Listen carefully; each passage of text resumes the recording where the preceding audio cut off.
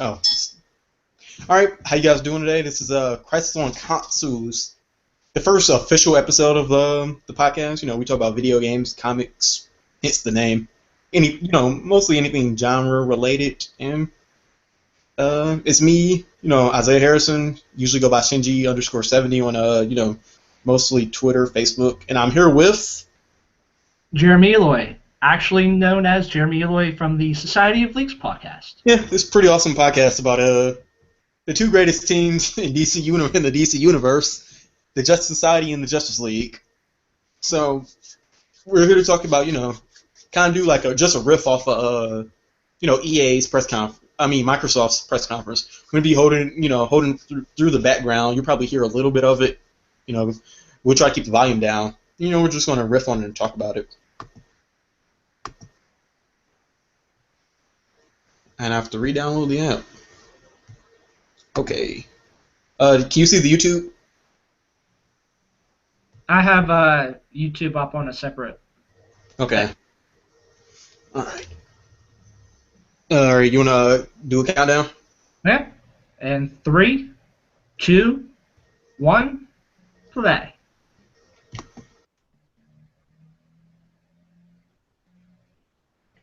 And welcome to the Xbox E3 2014 media broadcast. And you have the thing that I noticed about this press conference is very close to the people. It was very low. There wasn't stages. Granted, you had all kinds of lights, video, whatever, but it was very close. It was more personal. Yeah, they weren't up. They weren't up. They weren't up around the crowd or anything. They weren't. It was more personal, not away. Yeah, I mean that's what you kind of want though. You want to show that you aren't better than your fan base. Yeah. And Phil Spencer kind of had to do this. All of what's been going on lately, Microsoft troubles. He had to go back on the humble slate. Good morning, everyone, and welcome to E3. It's an honor to be with you today.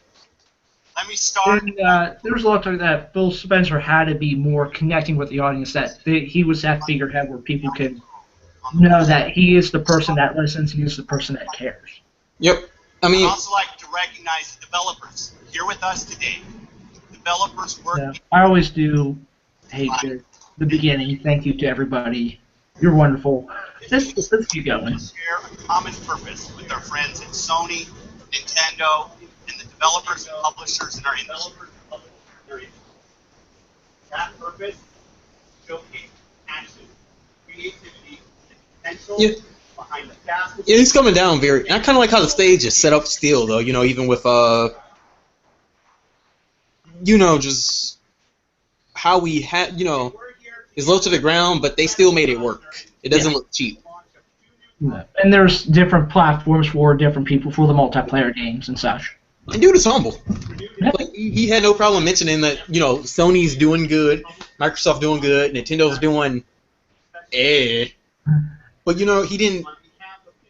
He could have completely ignored, the 400 pound gorilla in the room, which is the Sony PlayStation doing so well. He even just said it. We've been humbled.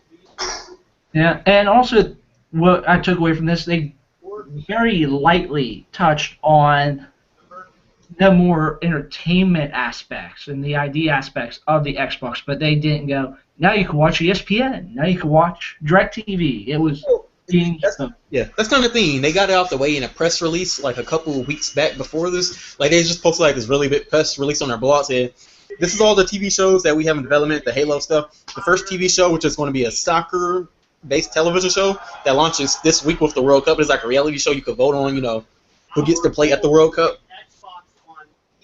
So it makes a lot of sense. You get those announcements out before. Yeah. I really do like this setup.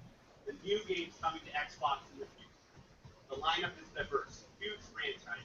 And this is the one thing about Sony. Sony, they do a lot of they usually do a lot more spectacle than we're seeing here. Like they usually start off with like a 5-minute montage video with like really cool visuals and music, but at the same time that eats away at your time. Yeah. franchise in Xbox history. From the first time I saw Sledgehammer Games. And Phil Spencer's a pretty, I've actually talked to him on Twitter a few times. Like, he's answered some of my questions that I've had on Twitter. So, he's a pretty, he's really, like, if you check out his Twitter, he's really good at, interacting with the community despite being the CEO of, this billion-dollar organization. And as well, like, him and the other Xbox guys, usually, like, every week, they use, like, post free, like, codes for free games, just, like, on their Twitter accounts for people to download. Or, like, the first to grab that gets it. And here we go, Call of Duty, Advanced Warfare. Frank Underwood, the game. Yeah, but that's not a bad thing. Man, this game looks really great. Like, I would say I tend to be a Call of Duty burnout, where it's like, we see it almost every year, and it's kind of like that gritty brown look that really doesn't really change. That, I really haven't, paid attention to it that much, despite the fact that, hearing the Black Ops series is actually pretty awesome. But seeing this, real change of visuals, this seems to have more effort in the actual story itself, has me really excited. Yeah. Like the top here with the drop pod, looks really cool. Yep. But Crash would kill everybody. Yeah. And I like this view of technology they have, whereas, like, that user interface you see is kind of slick, it's kind of, like, real slick. But like like the gun he has looks very sleek and awesome. But then you see like a lot of the armor and a lot of the machines they're actually driving are very kind of Titanfall-ish, where like they're kind of gritty-ish, like mecha. They're not that very anime-ish style, view of technology. Or they aren't the Mr. T U-Sphere.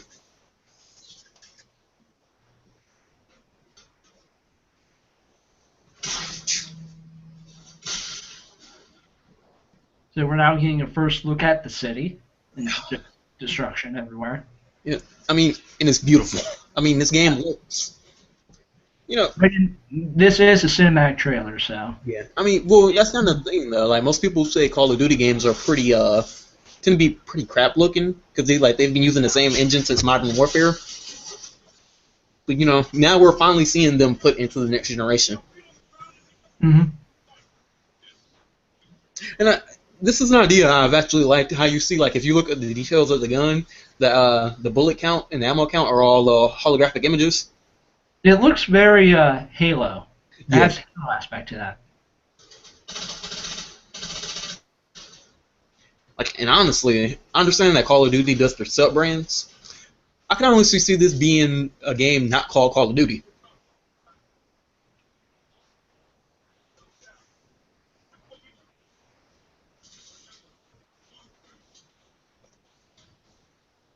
So we're getting our kind of first look at the exoskeleton type stuff with loadouts, really. And it's kind of cool because, the U.S. military is actually working on this type of stuff right now, like heads-up display. I know one of the things they're talking about with Google Glass is that, like, they're working on, like, the military bought a whole bunch of Google Glass to try to make these sort of, heads-up displays for soldiers to use while in combat. Yeah. Now we're really getting down to the street level, so the way we're going to see in a few seconds, actually, with the whole drones, and you see the dropships coming overhead, and the exoskeletons. It's really good looking. Yeah. I guess we're supposed to be China. Yeah, like the guy right there, he's walking past. That armor reminds me of that new Tom Cruise movie that just came out. Yeah. No, I don't know if the video screens at Times Square would still be working. Well, yeah, that's true. You think that they'd be hit with some sort of EMP? And I like how they did a job where they could have went far, far future, but they went just future enough so like everything's recognizable. Uh-huh. And like we're still in a modern city, but this is just a natural point of progression for our technology.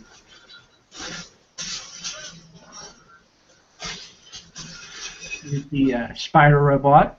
Evan Smith is really going to like this game. As a giant spider.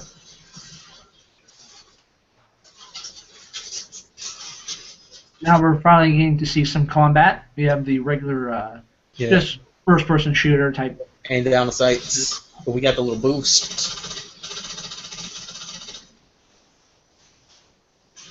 And I like how that spider, like if you were to go back, you see how that spider converted into a tank,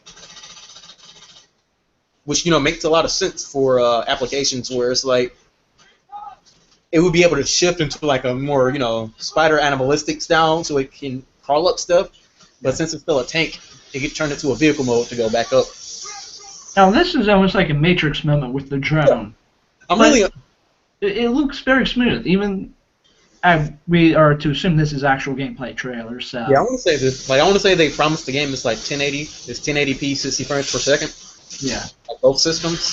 So if this is actual gameplay, that's very, very good.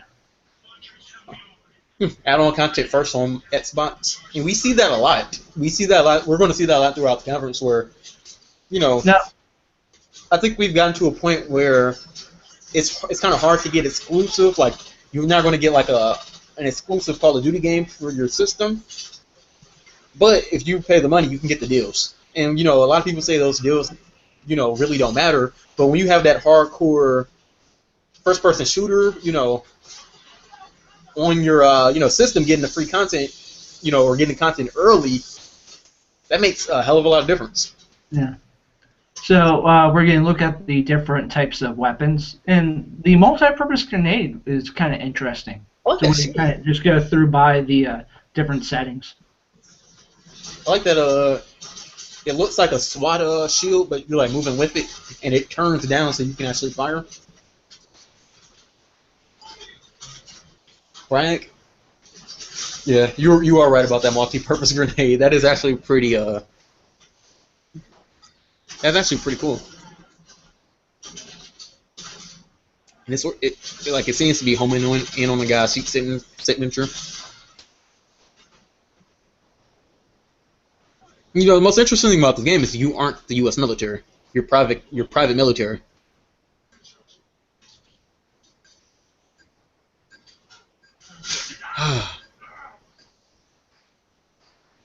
Dan DiDio strikes again. Yes, if you none of you would like to listen to the Side of the League podcast, this is a running joke within the DC comics and also the DCR podcast is DC likes to have limbs everywhere. You got Hawkman. And I guess they're supposed to have you, I'm assuming this isn't early in the game. So like you've probably been, with this guy for a minute, so like it's at this vertical slash of the demo, it just seems like, oh, my man's got blown up. Well, at this point you're supposed to care. Yeah. About the character. Ow. That had hurt. I'm guessing you're going to get a robotic arm or cybernetic arm. Huh. You know what I just kind of thought? We know that Kevin Spacey's like a really big, he's supposed to be the main, one of the main people in the game, and he's probably going to be over the, private mercenary guys because he probably used to be one, and he's going to probably turn out to be the main villain. What if we're looking at right now? Your plan is Kevin Spacey's character. I don't think so because in the trailer he had both his arms. Yeah, well, I would assume like a cybernetic arm or something. Possible, but I mean, I don't think likely. Yeah. You have to assume that Kevin Spacey's age, it wouldn't be this far future. And then we get the quick trailer going through. Yeah, the game. I like this practical use of engineering, just electronics where it makes sense. Where it's like you still have a bike, it just hovers. You have like the power of the exosuit armor. So, to start off a press conference, Call of Duty is a good way to start it. Yeah, I mean they usually tend to end or start with either Call of Duty or Halo. So Now we're going to be looking at some Forza Racing. Yeah, and I like this. My favorite game thing you see, like his favorite game is Super Street Fighter 2 Championship Edition. I think that's a pretty, it makes it more personal. See, like these guys aren't just guys, these guys are actually gamers themselves. I tend to be a little iffy on the car stuff myself.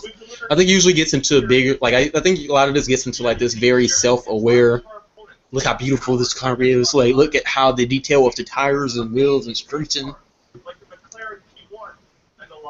Like even now, like we're seeing like a slow motion, pull up of the McLaren. It looks good. Free content is a good thing, though. That is a good way to get, to further your, your player base. This has to be one of the things that's for hardcore Forza fans. Oh yeah, because I don't think a lot of people in the seats know what exactly they're talking about right now. Yeah, I was just looking like, this is supposed to be what now? But it's still like they don't really need to know exactly the nature of the course. They just need to know. And this is another thing we've been seeing this all day. Like we saw it at EA's where it's like this is coming out today. You rarely see that, but when you think about it, it makes the people at home, us, feel way more appreciated. It's like, oh, I don't have to wait, or I don't have to look between the eyes of somebody else, looking at a camera. I can actually play some of this stuff at home myself.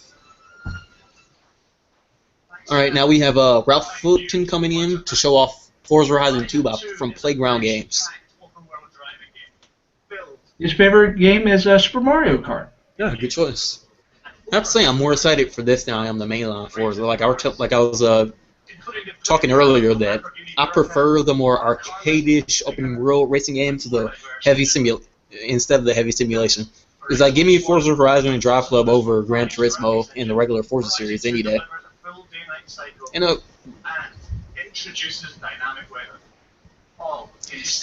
really like the hook of Forza Horizon, where it's like it's a music festival. It's like a music auto festival.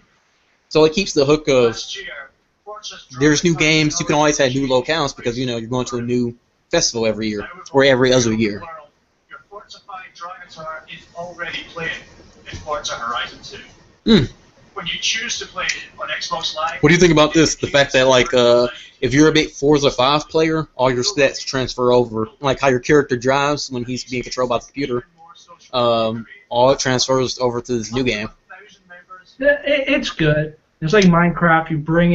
You're able to bring your 360 game to your Xbox One. So if anything that goes up instead of the backwards compatibility is, I think, good. Yeah. Just make choices that directly affect games that are after. Yep.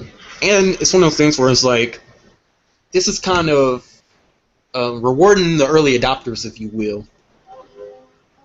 You've put a lot of time in Forza, but you're not exactly starting from scratch.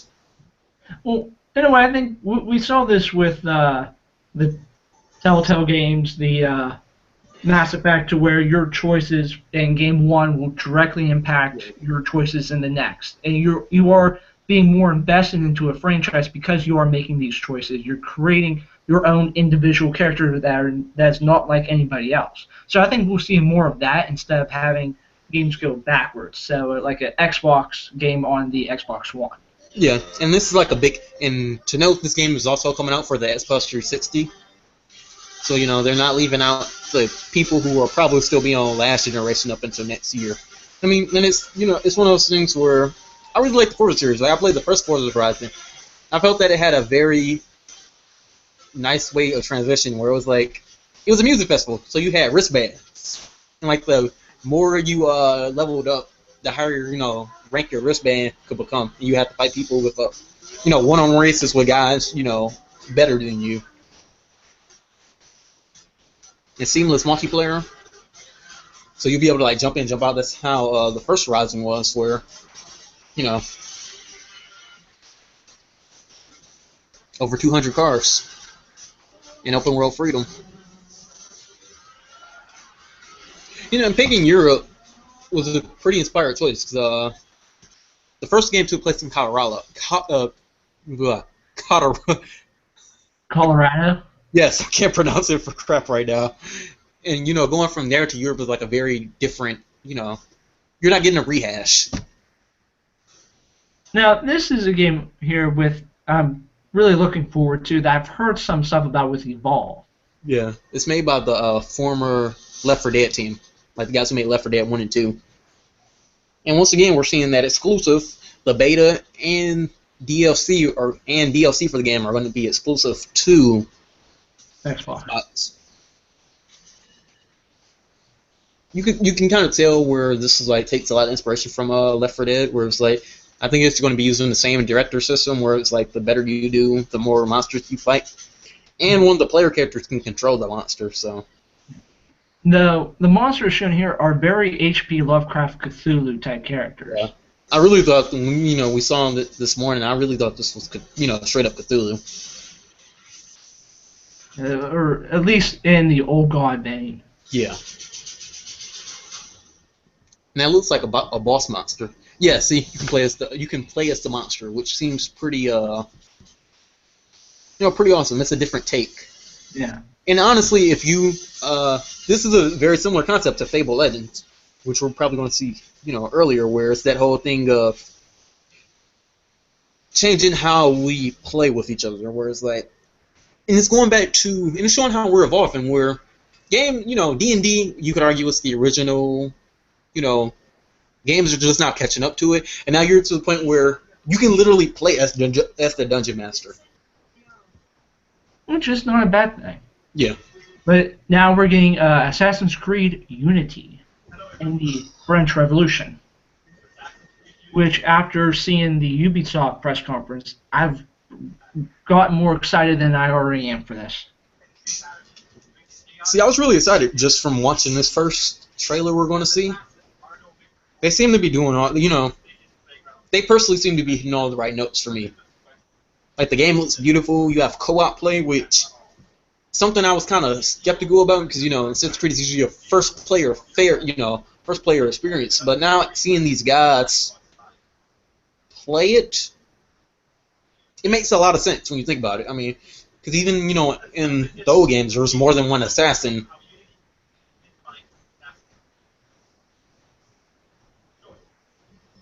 I wonder what is going to happen after the French Revolution, though, in terms of the games, because Paris 1789, I believe it said, there isn't. You have the French Revolution, and then the big events that are after is like World War I, World War II, stuff like that. So I would love to see an early industrial London, like when the industrial age was first hitting, as well as like Japan in the Edo area, like when samurai were going out of style towards the more modern of what we see now. That's like the big thing about the Edo period is that Japan went through 300 years of social climate change in about 50. And as well, I know one of the games, I want to say Assassin's Creed 2, it was either 2 or 3, they played with the idea of what would happen if you turned the Animus all the way back to the beginning of time. That would be interesting. Yeah, it would be a more sci-fi game, per se. Like, it really wouldn't have a lot of base. It would be a lot more biblical, biblical-based history, but... Or would you go back to the humans that were before... Yeah. Where the game is now. And this makes me wonder, spoilers for like a 2-year-old game now, people, but it makes me wonder what they're going to do with the future stuff, seeing that the main character is no longer with us in the storyline. And then, they claimed up this whole thing that one of the old gods has been, unlocked. They should, wreak havoc on humanity. Or in that, like, a lot of the humans that were descendants of these people that came before are being, activated or whatnot. So I wonder what they're going to do with that stuff. I personally would like to see, like, whenever they put out the final Assassin's Creed game, if that ever will happen, that the game actually takes place in the real world and we'll get to, like, go through Abstergo Industries trying to capture or kill the main bosses of the Templars. Yeah, I mean, thinking about it, I'm a little surprised that Watch Dogs didn't turn out to be an Assassin's Creed game in in modern day times. Yeah, it has a lot of the same mechanics, but Yep, and there, there are a few Easter eggs, like Abstergo is a company in game, which might, link the. They still could be probably in the same universe for all we know. oh It- yeah, that's what they're trying to do. That's why Abstergo Industries kind of connect them, but more as an Easter egg instead of this place is that here, that Abstergo Industries here, Watch Dogs is over here. So And Watch Dogs had a lot of Easter eggs. Like the main character's nephew, he's playing a video game, and if you go like look closely at the video game, he's actually playing Child of Light on his tablet, and it's actually gameplay from the actual Child of Light game on his tablet. And there's some arcade games for Far Cry, so they've been. And that's one of the things. Like in the Assassin's Creed universe, Ubisoft is an actual company owned by Abstergo, and they make the Assassin's Creed games as kind of propaganda. So, it kind of goes full circle. just with this gameplay, if you want to call it that, just you have the light, the NPC interaction, just oriented. You're seeing like all these guys, these 4 guys just are like going in, going out, killing these guys pretty quickly. I'm liking the use of all different weapons for the 4 characters, so it's not just the traditional Assassin's Creed weapons, but there are different One ones. thing I like that they did is that the assassins aren't wearing all white. For whatever reason, they would always put the assassins all wearing all white, and that's usually a dead giveaway. Well, you could change up the costumes in game. Yeah. That was your kind of like start outfit. Yeah, but I mean, just in general, where it's like it's not hard to spot an assassin. They're the only guys wearing white cloaks still. You would think that being masters of disguise, that from the outset they probably wouldn't be wearing that type of garb.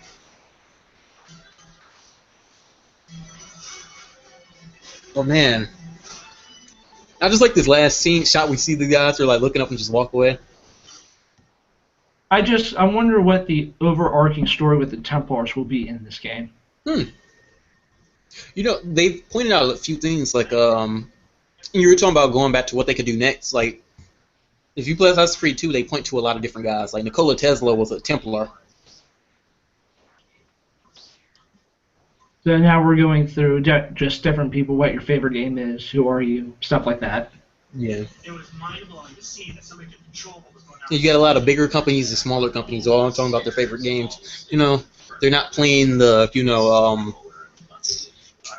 Microsoft's the greatest company in the world. Yeah, they're not playing like, oh, we only deal with big AAAs. Because that sounds. Sony got a lot of praise last year by being, picking up the indie games.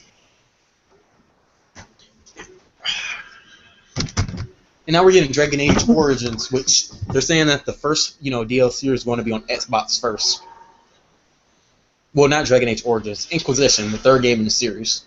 Yeah, and this is like a very Lord of the Rings style game, like very Lord of the Rings, It's an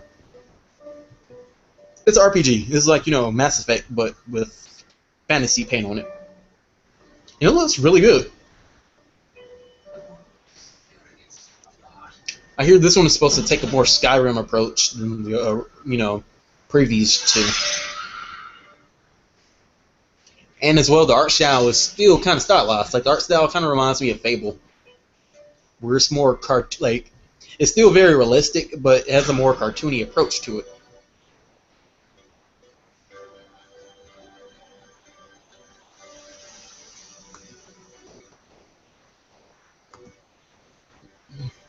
Aren't you a big Lord of the Rings fan?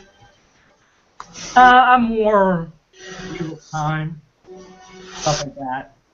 But I do like myself some Lord of the Rings. But this does remind me of Lord of the Rings a bit. Yeah. I know they have the Lord of the Rings game coming out this year as well from Warner Brothers.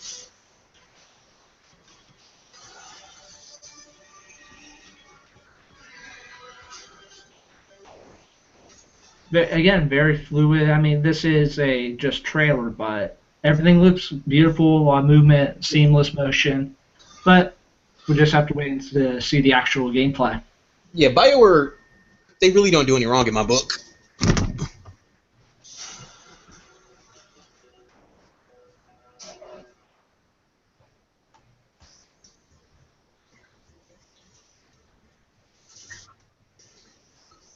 October 7th.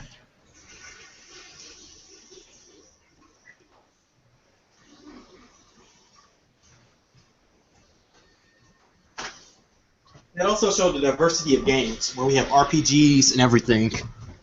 And now we're finally getting to Microsoft's big showcase game for this year. They're trying to make this like the next, Halo or, the next Uncharted. And it's a new IP, so look at all that gritty realism, all that dark and brown. Insomniac Games. They used to be a big Sony developer. Now this is a game here that will definitely be one of the AAA games coming up in this year. Yes, this is the big gun for Microsoft. And you think a big gun will usually look like a Gears of War or a Halo, but then when you look at this game, it's like, really? I mean, and not to say those games aren't colorful, because I would argue Halo is probably one of the most colorful shooters, but it's far much more subdued and serious.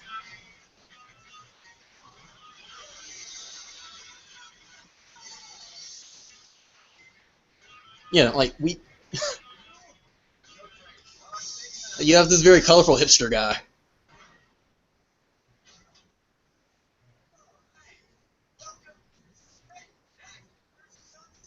You know what this game reminds me of, though? It reminds me of Jet Set Radio. It does in a bit. Like the speed of, you're on the grind rails.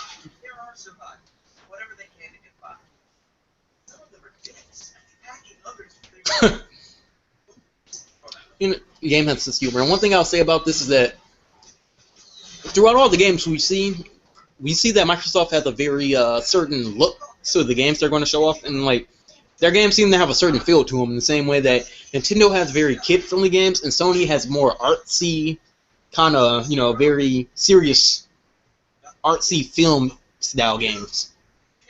Whereas Microsoft seems to be that intermediate, whereas Nintendo is targeting like the very smaller kid. They're trying to be like the very Disney Channel-esque games.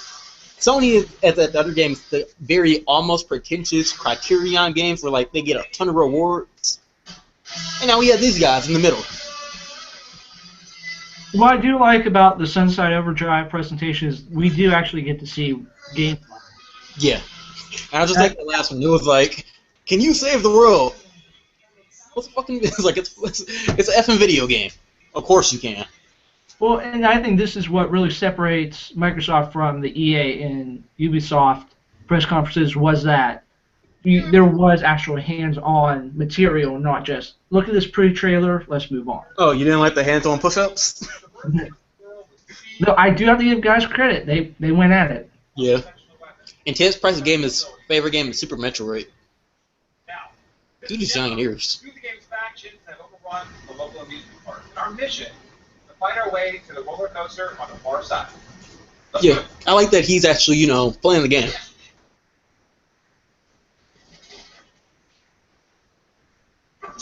And look at those graphics. And for those wondering, this is a game that's only coming on Xbox One. So even though Insomniac has usually been a PlayStation only, starting off as a PlayStation only developer with Ratchet Clank and Resistance, this is going to be, an Xbox One only joint. And it looks delicious.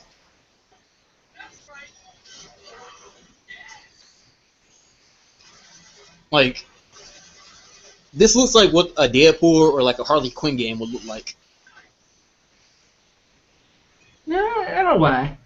And like, I would say Deadpool more so. It's like when he shoots that ice gun and you see like the words "burr" show up and then just fall off, crumble like the ice, like the ice just crumbles.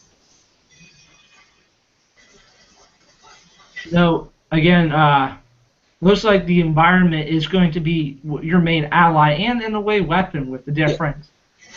Yeah. You can detach objects from a ride and they'll fly off and hit a monster or whatever. So it looks like it's going to be a fully open, destructible world. Yep, traversal kind of reminds me of, I want to say a little bit of Assassin's Creed, a little bit of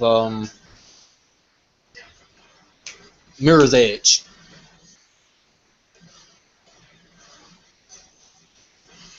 And just look how much is going on, though.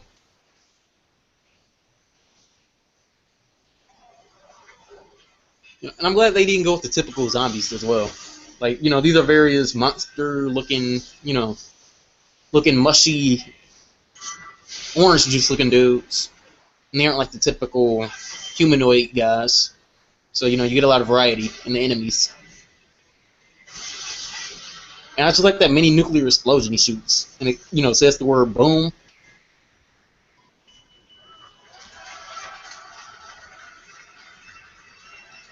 Yeah, I think this is going to be a big win for Microsoft, though. Now, it's not just about the campaign. You've also got a big... Despite the fact that this game is probably rated M, I can still see multiple people, multiple people of all ages enjoying this. I agree with that. Yeah, and the multiplayer seems to play like, from what they explained, it sounds a little bit like Borderlands. Where you just, crud, where you guys are working around the, you guys are walking around the city, being awesome, and getting loot, the epic loots, as Jeff Kanata tends to say. Now we're looking at the Dead Rising DLC, which is like the greatest name ever if you're familiar with Capcom's naming varieties for their games, like Super Street Fighter 4 or Super Street Fighter 2 Turbocharged Ultimate Edition. So, you have Dead Rising 3, don't you? Yeah. You plan to pick this up? I'm not sure. Yeah, this seems like something that's made for like a very hardcore Capcom fan. Yeah. At first, I thought this was going to be a Capcom game on its own. Yeah, I thought this was just going to be a standalone game.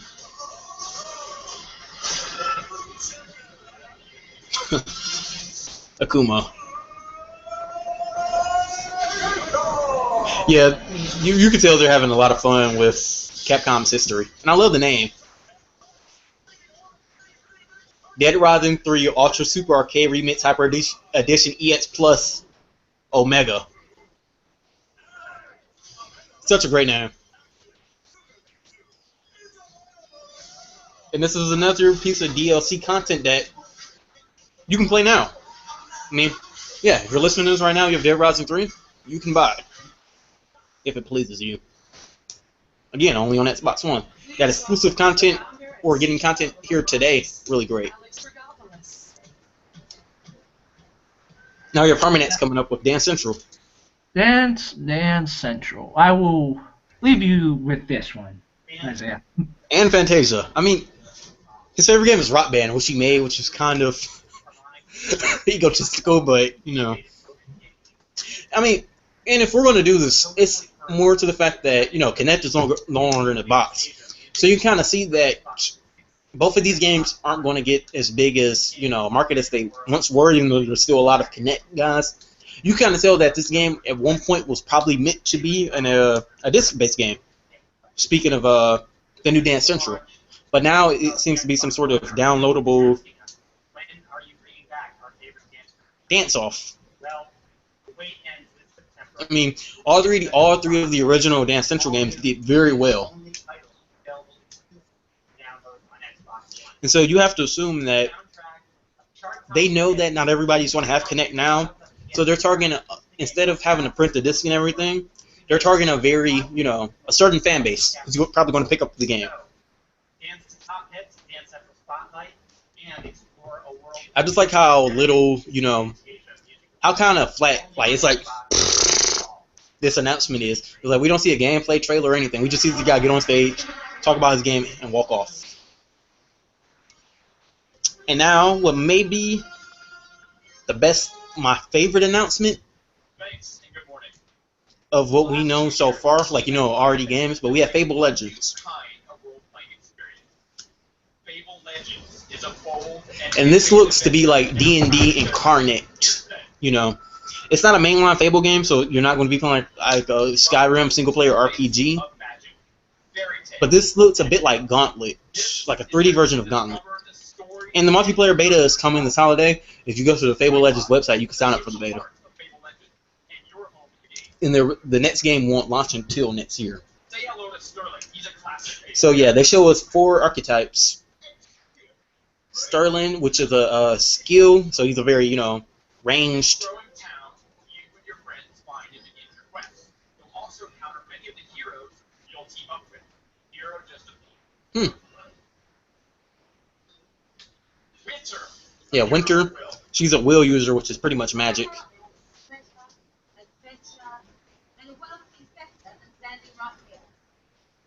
Rook, a hero of skill. Yeah, Rook is skill, which means he's a ranged guy. And then the next hero, Inga, she's strength, And Inga. which means she's a warrior pretty much. And then the one guy, Sterling, I want to say he's supposed to be the all-around character who, he can do all. He's the jack of all trades, master of none. In this chapter, And the big hook about this game is that where you can have 4 people playing as the heroes in this game, you have a 5th person on either their own Xbox One or on a Windows tablet using smart glass, and they're essentially the dungeon master. So they're spawning all the enemies, they're changing, the environment encounters. And it's a very interesting idea that, you'd think this would be something Nintendo would have tried to do, have an actual tablet come with their system. But they haven't capitalized, and they even made a game, Four Swords, which is similar. And I really like the enemy design. We're seeing a lot more fantastical fantasy-style enemies than we usually see. So I'm kind of hoping that at the same time we do see a lot of the staples of Fable. Balverines, hogs, beetles, some ogres, wyverns. And, they're saying we're going to get a lot of heroes. And I kind of hope they dig of building new heroes for the past. Not only that, but bringing heroes from the past games. Like, I want to see Jack of Blades.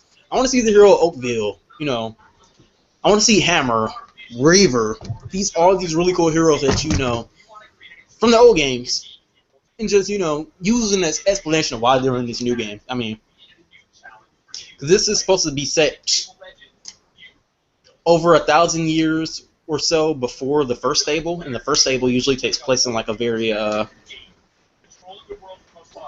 first Fable takes place in a very more fantasy aisle, and then the next 2 games take place in more industrial times. So, what are your thoughts on this game, Jeremy? It looks good. I do like the Overlord aspect of it, with like you said, the Dungeon Master type thing. But this is the 4th, 5th Fables game. Let me think. You have your first 3 Fable games, which are all the mainline games that story-wise take place near each other. Then you have the Connect game called Fable: The Journey, which takes place after 3 and explains kind of how magic has left the world, and kind of ends with like magic is back into the world, so we're going to see a whole bunch of heroes. And you kind of thought a Fable MMO was going to come off of that. And then you have a side game called Fable Legends, Fable Heroes, which is kind of like a sock puppet beat 'em up style. So yeah, this is like the 6th or 5th, like 5th or 6th game. Yeah, it's showing a lot of multiplayer, it's showing a lot of the Overlord stuff, but I'm just wondering what the story is going to be about. Yeah. Or is it going to be more of this multiplayer experience? Honestly, we know that Lionhead as a studio is working on 2 projects. So to gather, usually you'd think they'd be working on a different IP. But to gather, I want to say that, probably in my opinion, you're going to have this multiplayer Fable that kind of expands, the past universe. And I want to say that they're probably using this as a test bed to make the single-player game, which will be the next main, Skyrim-style RPG. Because usually the Fable series is like very popular, I want to say, with beginner gamers and women. And it's usually, I hate to use that term, women, women don't game or anything, because that's not true at all. But the one thing about Fable is that, from a gameplay perspective, it's sort of The Sims meets Skyrim, and it's much easier than Skyrim, but it's easier game to get into at the same time. On behalf of the team at Lionhead, But Yeah. it does look good, but is it more multiplayer, or is that the only thing they had? Yeah, well, yeah. I don't think we will probably see the single-player stuff next year. And, going back to what you said about stage, I do how the stage is set up for all these guys to sit around in these certain podiums. all around the thing, all around the game.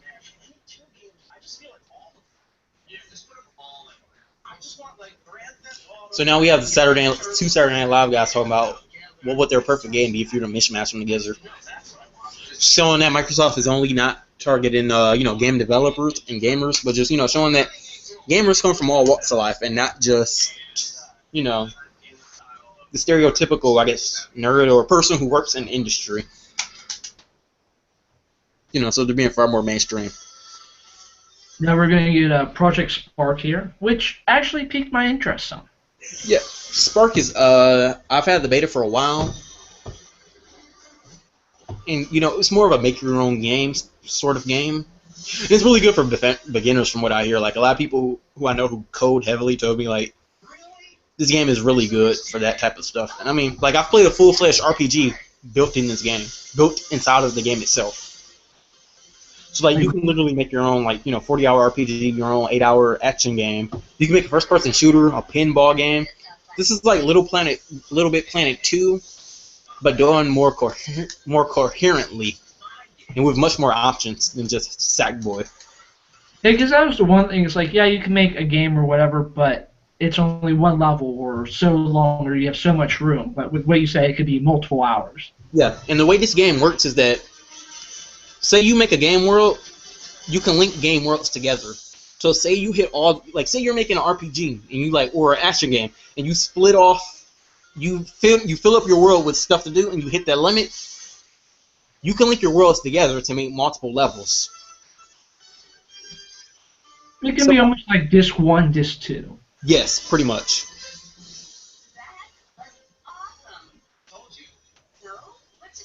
So the game is free to play, and it's been in open beta. I think they're talking about to do content release, and that the game will be going out of beta with this new release. Yep, and there's over 1,000, 1 million. Yeah, 1 million creators. There's tons of games. There's multiplayer. Now, would you say that with this being on Xbox One, that Xbox is showing more of an indie developer side that people think they were missing last E3? Yeah, this is getting more people in your own game. And they just announced that we're going to have a space add-on, as well as an old friend if you had N64. Conquer the Squirrel.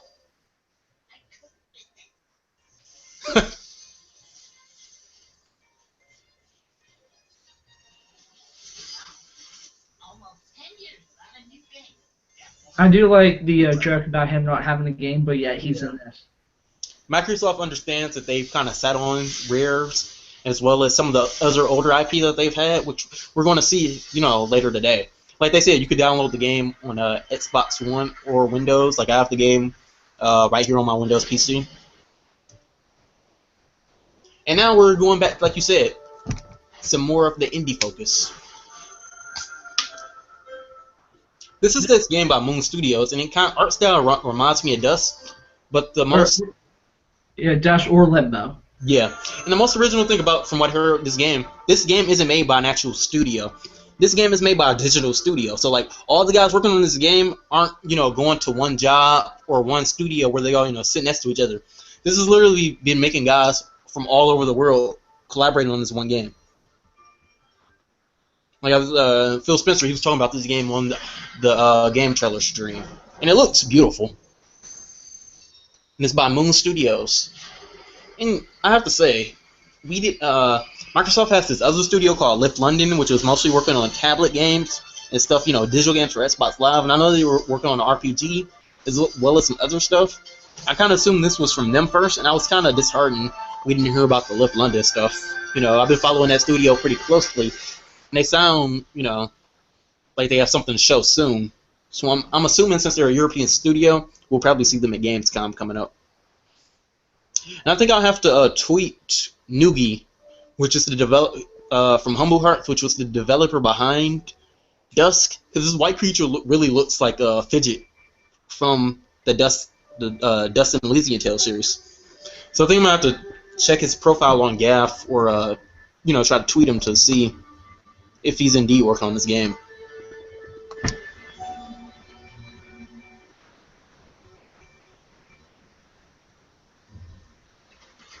Cora and the Blind Forest.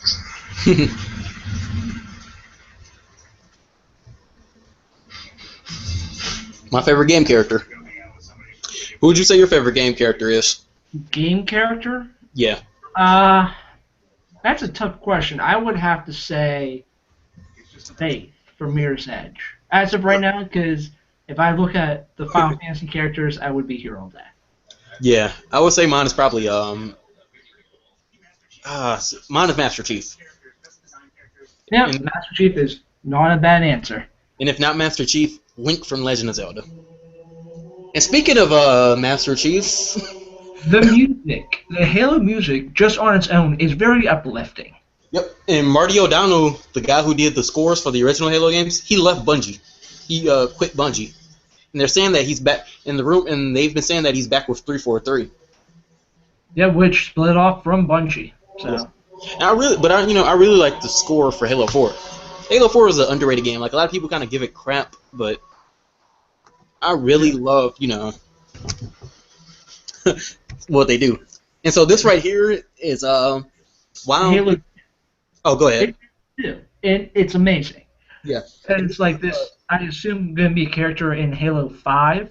Yeah. Just looking at Master Chief's previous adventures, but just Yeah. utterly beautiful. And what I love about this trailer is this is a trailer for the Master Chief collection, since this is actually this scene where he's riding the bomb is from the beginning of Halo 2. Yet this is a trailer for the Remix collection as well as Halo 5 Guardians at the same time. It's everything rolled into one. And I'm assuming that since we also talk comics, the current arc in the Halo Escalation comic in the Halo Escalation comic series is that right now they're dealing with the Infinity meeting with the guys from the Halo Wars. And if you know, the Infinity was the ship from Halo 4 and had a lot to do with the co-op campaign, with Egghead Palmer and Tom Lasky. And the next chapter, the next story arc, which I want to say either starts this month or next month, is dealing with Master Chief after the events of Halo 4. So I think we're going to see what, before next year, I think we're going to see why he's at where he's at now. Yeah. I wonder if they're going to stay more, like, it's Halo 5 Guardians. Who are the Guardians? Yeah. Like, was a Guardian the one who was talking during that trailer? Is Cortana coming back, or is there going to be a new AI type character? Huh. I like Bonnie Ross. I like that they're showing diversity too in their development base. And I think the Guardians in the Halo series were usually like robots. I know they had to do stuff with the Forerunners, so I don't think we're done. After Halo 4, I don't think we're still done with the Forerunners yet. So, because this guy's his armor looked very Forerunner techy. Yeah, it had that Forerunner plus Master Chief type armor. Yep. And I know people don't like to hear this type of stuff, but I say that Halo for me is the modern day Star Wars. Where I love the Halo universe, and that it's such a big, I would say Halo. If Halo is the new Star Wars, I would say Mass Effect in some ways is the new Star Trek. If we're talking about as video games being a medium, compared into film or television, I would say that's a pretty apt response. Yeah, I get where you're coming from. So now we're getting Halo 1 anniversary, Halo 2 anniversary, Halo 3 non-anniversary, and Halo 4. Yep. One CD, $60. Yep, and it has the original Halo 2 multiplayer, not altered, being a shell from Halo 4, but the straight up multiplayer from Halo 2. November 11th, which is I want to say that's the anniversary of the original Halo 2. So we're getting Halo Nightfall, which is coming up. We're getting the beta for Halo 5. There's all its content and just making this all in one CD, all for $50 on something that you would think would be at least $120. Yep, and the Halo love doesn't stop there. We have the ongoing comic series I talked about, Escalation. We have the first. They should be announcing the first books anytime soon with the new publisher, and that should be either early this year, like later this year, or early next year. And we have the television show coming out next year as well. Yeah, maybe. Well, yeah, I think it's a done deal. 4 games. With But I do like how they're showing like you can actually mix and match levels. So you can play Halo 1, one level, then go to Halo 2, Halo 4, then go back to Halo 1. the offset. And I like this mission playlist. We're going to create custom playlists, taking great moments from all 4 games. Yeah, where it's like a best of hits. Yeah. That's pretty cool. You can play cross-game playlists where it's like you play the best level in Halo 1, then Halo 2, then Halo 3, then Halo 4. November marks the 10-year anniversary of Halo 2. And I am excited to tell you that Halo 2 is getting the full anniversary treatment. And I'm going to say, We've realized in the same way that the Halo comic series, the upcoming arc is following Master Chief after Halo 4 and leading into Halo 5, I want to say Nightfall is going to be about the mysterious Spartan-looking dude who's supposed to be, after Master Chief. that intact. So Halo 2 Anniversary will contain the original Halo 2 multiplayer. Exactly. Man, Halo 2 multiplayer was so good. I had so many memories of just sitting around with friends and family playing Halo, playing Halo 2 on the original Xbox. We're bringing multiple Xbox in for a LAN party. Mm-hmm. Yeah, the Halo multiplayer really, and then goes into Call of Duty, just really exploded the online platform. And like last year, to celebrate Halo 4's release, esports are a real big thing. Dota, League of Legends, and fighting game tournaments always happen. They held the Halo. He's just teabagged them, but they did the Halo. Getting my words mixed up. They did the Halo 4 Invitational, which was like this really awesome big Halo 4 tournament. That ended with a big stage show made by Microsoft, the TV production studio. It was pretty awesome. And Halo 2 is pretty much the start of esports when it came to first-person shooters, at least on the console side. So, this game is already made for competitive, it's already a very competitively made game. Instead of like Halo 4, which was, hard to balance. So, I could really see them opening up, competitive, bringing back the Halo competitive scene with this game. And taking that competitive scene over back into Halo 5. I feel we're going to see a lot more Halo Let's Plays come November. Yeah. The Master Chief Collection has over 100 multiplayer maps. And also, what's interesting, they're bringing achievements into all 4 Wait. games. 4,000 achievements. What? All running at 1080p, 60 What? frames per second I didn't hear. on dedicated servers. Wow. I didn't know. When we were watching it earlier, I didn't hear that. It's going to have every map from a Halo game, and each run on their individual engines. So if you want to play Halo 1, you can literally play Halo 1. If you want to play Halo 2, or if you're a guy like me where I think Halo 3 is the best multiplayer in the series. Plus, you have 4,000 gamer score, which will make a lot of people happy. Yeah. Halo Nightfall, our live-action digital series. Yeah. I want to say. Yeah, I want to say. With Ridley Scott. Yeah, I want to say Halo Nightfall is supposed to be a. The series introduces a pivotal character in a I want to say it's going to introduce the new guy, and I want to say that this is going to pretty much work as a pilot for the TV series. Because I don't think the TV series is going to follow Master Chief at all. I think it's going to follow the guys from the Infinity. But not least, the final piece, Master Chief Collection. This December, we bring you This is going to be with the Halo, with that Halo game plus the Halo 5 beta for the all-intense collector's edition. Beta will debut new games. Which basically what the game is the collector's edition. All tastes. It's just awesome. Cool. Holiday. Enjoy. Oh, and this gameplay footage from the beta looks really good. Really. Just really good. I know this is probably CG and not indicative of the actual gameplay itself, but this gets me really excited. Yeah. Also, for Rooster Teeth fans out there, just Red vs. Blue fans, this makes you really excited too. Oh, yeah. And what's interesting is they say arena multiplayer, meaning that you can kind of tell that this game is going to have a bigger focus on esports. MOBAs and Dota has kind of taken over that market. So to see Halo reclaim it would be really awesome. Like I remember days of watching like Carbon, versus like Team Karma, seeing Washi go in clutch with with the no scope or the new combo. I mean, and to go back, that one game we saw, Ori and the Blind Forest, which was that very indie looking game. It's actually in Moon Studios is a first-party developer from Microsoft. Like I'm looking at the press release for it right now. Halo launched the original Xbox. Halo launched Xbox Live. Halo I like that Phil Spencer always seems to change his shirt. now Master Chief Collection Yeah, we're now at the Limbo T-shirt. Yeah, only on Xbox One. and we're about to get an announcement by a new game from the Limbo Studio. Everything you've just seen on Xbox One this holiday. Ooh, looks like we're cutting a little close for time. We're almost time to the. We're almost about to sync up with the Sony conference.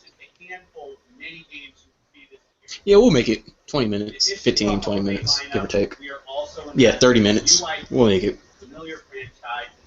We're about 5 minutes off, but then with the end of the Microsoft press conference and all that. Yeah. Our games are 2015 portfolio. Yeah, Sony's been going crazy. Like PSN has been going down like crazy, which isn't a good look.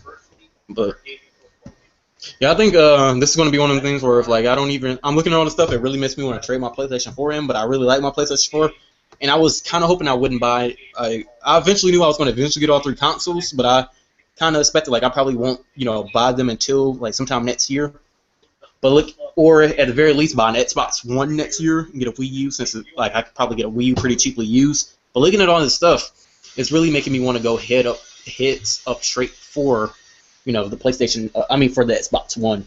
They've really been Phil Spencer has really been speaking my language with the stuff he's been talking about.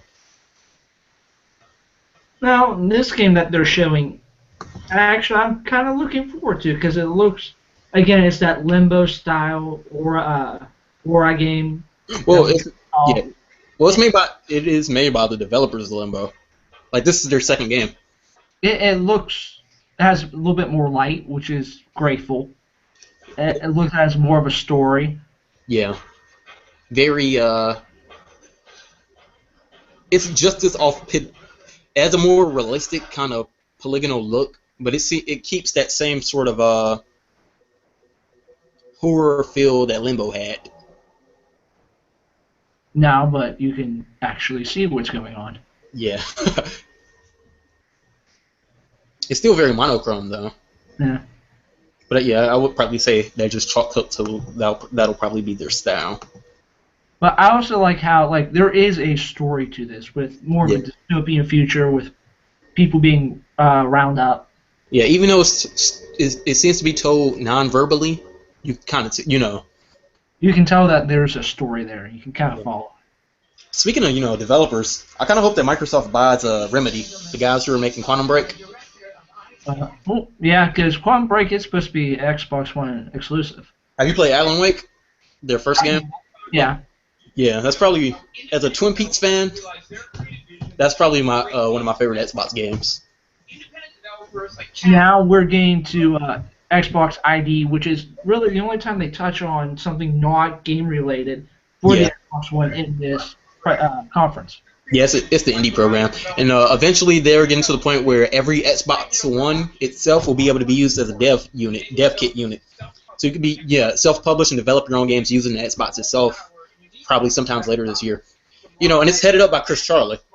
He's a really Microsoft really didn't have an indie program last year, and to see that he's been able to get up this high in like a couple, in less than 6 months is pretty awesome. And just I follow him on Twitter and stuff.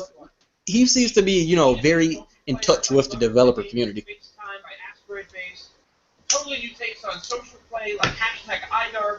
So yeah, and this is the obligatory indie reel. These days being indie is, sort of the cool new thing to have. So we're going to see one from Microsoft today. I mean, we saw one from Microsoft. We're going to see one from Sony at their conference, and then we're going to see Nintendo's indie reel. It's kind of the nature of the beast. I know people make fun like. I bought a PlayStation at an indie station. Indie games have their merit. They're small and downloadable stuff, and I feel they sometimes appeal to more people than regular games. And look at some of these, like Aztec. That game looks pretty awesome. Now, what I just realized though is normally with the press conference they go in and say, "Thank you, we sold this many copies of a game. We sold this many copies of console." Oh, especially. We didn't get this for the Microsoft press conference. Yeah, like this RPG Earthblock, I was a Kickstarter backer. It looks pretty awesome. Hyper Light Drifter looks amazing. Like, but yeah, as you were saying, I do expect Sony to go heavily in with that. We're in the lead. We sold 8 million. The Last of Us sold this many copies just coming to PS4. Yeah, this is the game I was telling you about on Connect through, where you use to connect to make yourself a platform. This reminds me. This is a Mega Man ripoff right there. Well, it's made by the creator of Mega Man. He left Capcom because Capcom went for Mega Man games. So he left Capcom and made his own Mega Man game. So yeah, he pretty much made his own. You guys wouldn't let me make new Mega Man games, so I'm gonna make not Mega Man. And it was a Kickstarter game, made like $1 million. IRAB, this game looks pretty awesome. Like I've been seeing this on a lot of streams. Hellbreak is interesting. This looks like a Skyrim style RPG, but it looks downloadable only, which would be interesting. But this game right here we're seeing now, Below, I think this Cappy's really good. Like I really like Super Time Force. I'm really excited for Below. Wait, but again, it's another like Limbo, Ori type. Yeah. Inside type game. So it'll be interesting what games Microsoft decides to show for what games Sony decides to show for their indie reel, and so do Nintendo. Now we have the cast of Silicon Valley. Have you watched that show yet? No, not really. I've heard good things about it. Like I haven't. I'm actually not a real big fan of the comedian guy, but Oh, you didn't like you didn't like King of the Hill? No, the other guy. Oh. Don Gianni. I'm not really a big fan of his, so I just kind of stay away from stuff he's in. Yeah, I feel you. No, we're now getting to Lara Croft, and I'm gonna pick up Tomb Raider. Like I hear good things about it, very good things, but this trailer is beautiful. I think after I probably get done finish Watch Dogs and Neck, and I feel like I'm in the mood for an RPG, a single player game. I think this will be the next game I pick up. This is a beautiful trailer. Yeah, and I kind of knew off the bat what it was.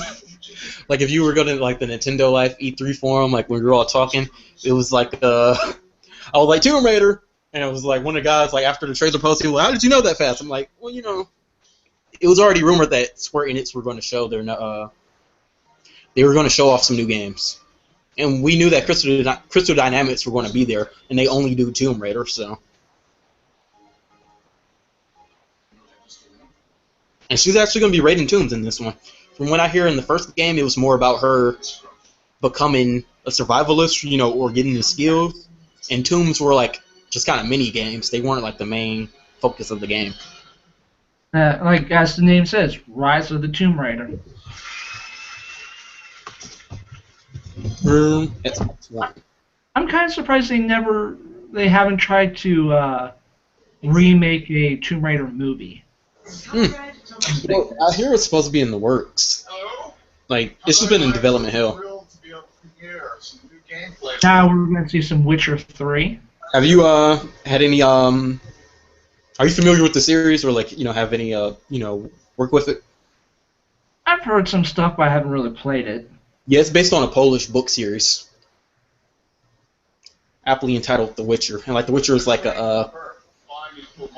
it's a title in the book series. Like they're still like translating all the books now. But yeah, this is going to be. I think this is going to be one of the big games for next year. Like a lot of people are really looking forward to it. It looks. CD Projekt Red are really they're good at their craft. I would say they're better than BioWare, to be honest, and I really like BioWare. And The Witcher honestly kind of doesn't tickle my fancy. I'm looking forward to their cyberpunk game called Cyberpunk 2077. Which is gonna be like their Blade Runner-esque game, also based on a pen and paper series, but role playing series. But this game is gonna have the people who really into it, really like it.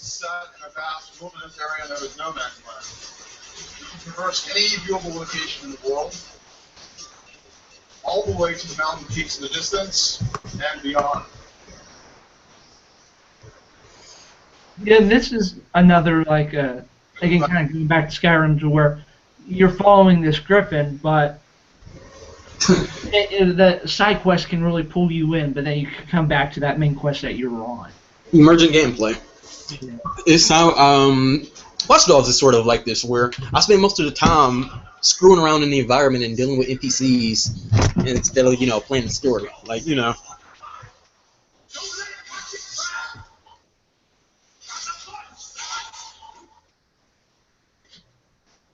And now I'm getting turn on my PS4 because to open up the PlayStation app, the PlayStation E3 application, since it's supposed to if it's working. If it's working. Oh yeah, PlayStation. That's gonna be annoying if PSN has been kind of down constantly. And it seems to be working. And the trial, it also gives you a 30-day free Amazon Prime trial.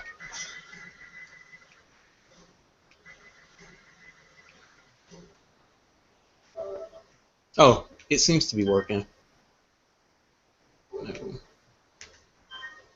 Or, oh man.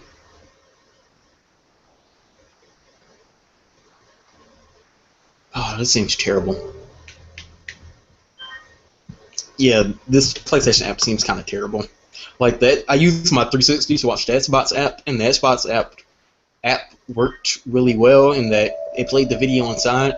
Well, I'm in the PlayStation app, and it seems like the PlayStation app is taking me to a separate website in a web browser, which is not an ideal way to view these type of things.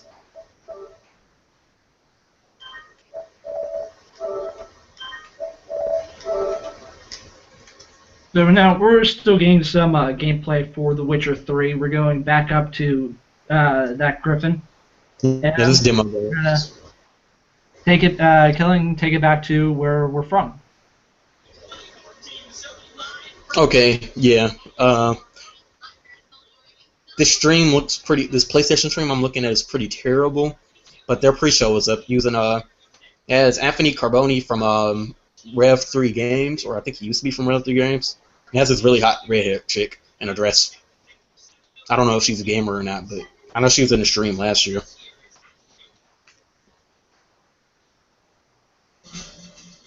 Yeah, but The Witcher looks.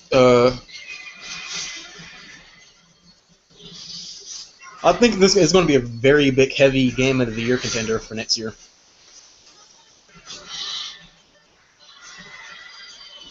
I mean,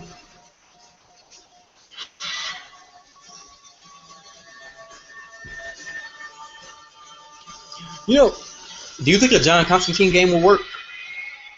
A Constantine game? Yeah, like kind of done in the style of like Heavy Rain or like The Walking Dead. Possibly. I think it would have to be more. Possibly.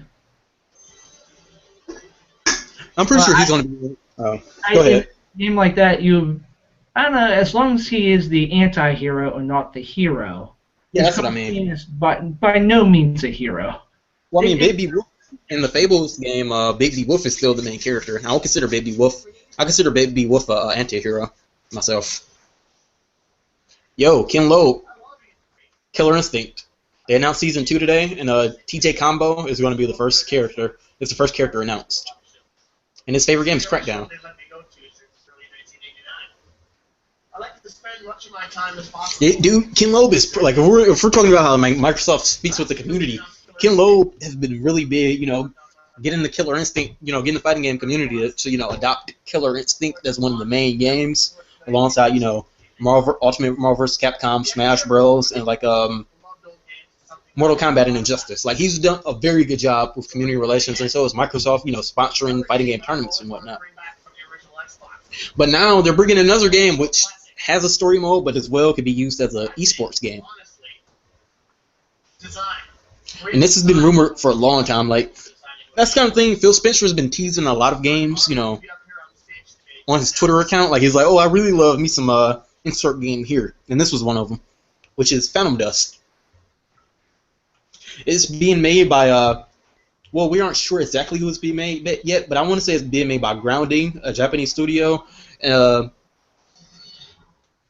creator in the the studio head for that studio worked on the original Phantom Dust. He also worked on Crimson Dragon, which was an Xbox exclusive that came out last year, and he was the original developer behind the Panzer Dragoon series. So a lot of a very nice pedigree here for Japanese games. And this trailer here looks, again, very pretty. It has dystopian, but you have the vibrant colors with the characters pink and blue, but it doesn't really get the sense of the game. Yeah, this reminds me a bit of the DC Dark stuff as well. In a way. Like,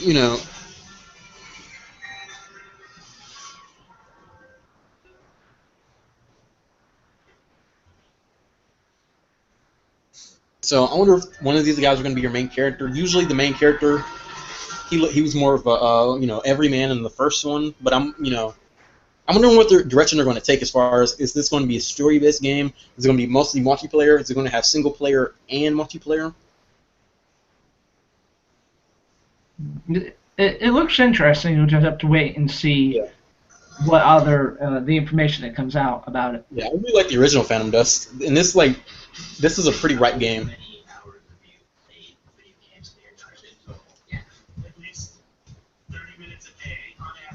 Yeah, I don't think I can.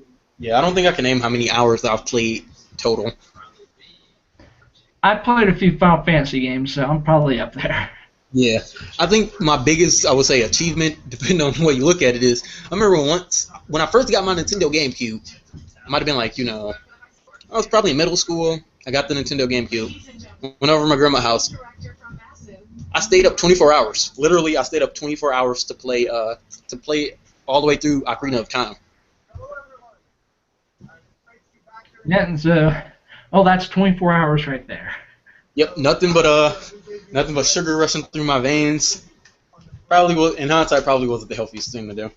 Yeah. Well, you're still young. Yeah. But now we're seeing Tom Clancy's The Division. Yeah. Do you think they should still use Tom Clancy's name since he's If it's his material, then yes. Okay. Well, it's only part of the franchise. Is that now that Tom Clancy is sadly deceased, it's even more. It's a tribute to him, basically. Yeah. I mean, like, if they come out with a new IP, well, now I think that's kind of the same thing where we still get, new James Bond books, or, there are going to be new Tom Clancy books ghostwritten by other people, obviously, but, The name Tom Clancy is so iconic nowadays that you can't have it. Yeah, this is a weird game. Like, it's a pseudo MMO. I'm not sure how to exactly explain it, but it looks pretty awesome. A lot of the Division stuff looks good, looks interesting, but I'm still in the middle about it. Again, they're showing multiplayer aspects about it, and not really plot. And I'm a really big plot person. See, yeah, I think, but yeah, like I said though, I think this is supposed to be a more MMO-ish, like a World of Warcraft style game, like kind of like Destiny's supposed to be. Though I hear Destiny's also supposed to have a single-player component. Unsure about this as of yet. Yeah, like, I wonder how would it be possible to solo this game? You would think, but I'm not sure. Well, it depends. You do have story-based MMOs like Final Fantasy. The new Final Fantasy MMO, Realm Reborn, is story-based and has a lot of story content. At the same time, you have a lot of MMOs with a weird curve that, whereas you can usually solo most of the content you get to the end game, where usually you'll need a party. Or I know a lot of these MMOs, like in Final Fantasy XI, there was literally a boss where it wasn't a story-related boss. It was just like a boss, just I think for an event that it took a party of 100 people to take down. Like, yeah, it took like 3 guilds teaming up with like 100 people just to take down this one boss. This is the part of the video that I kind of find laughable, as they say, let's do this stealthy, but it's good. Yeah. Boom, boom, boom, boom, bang.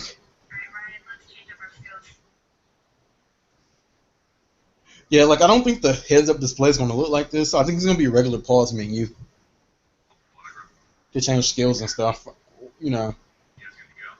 Or you just click in the right thumbstick or something. Yeah. Or, well, you use the touchpad on the PS4 for that, I guess, but it just looks too clean and a little, you know.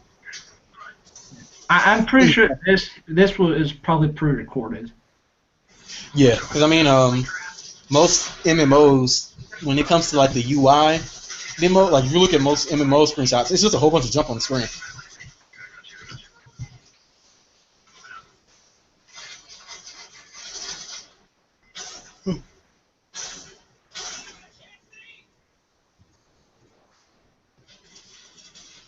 So my thing, well, you know, since we're watching this, it's you know, isn't really that interesting.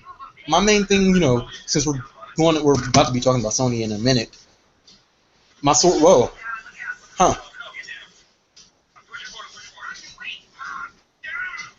Sony starts right now. In about 4 minutes. Yep. Let me throw it. So as actually after the Vision is shown, the Microsoft press conference just wraps up. There really isn't anything new. So as we wrap up this, the Microsoft press conference, what do you think? They show they showed this game by Platinum Games called Scalebound. All you really know is Platinum Games. It's gonna be a heavy action game that probably doesn't sell a lot. I mean, Platinum is one of the best developers, and it looks really awesome, but they don't give us enough to, you know, speculate on it. And it's not like a game like Phantom Dust where it's a known entity. And we get Crackdown. Crackdown is Crackdown, so you kind of know what to expect from Crackdown. Yeah, both trailers are good. Crackdown looks really good, but yeah. As we are about to switch over, what do you give Microsoft? Kind of hard to say. Like, I want to say like a A-, either an A- or a B+. I would agree. I would give them an A because they focused on the games which people said they didn't last year. It was very fluid. It kept moving.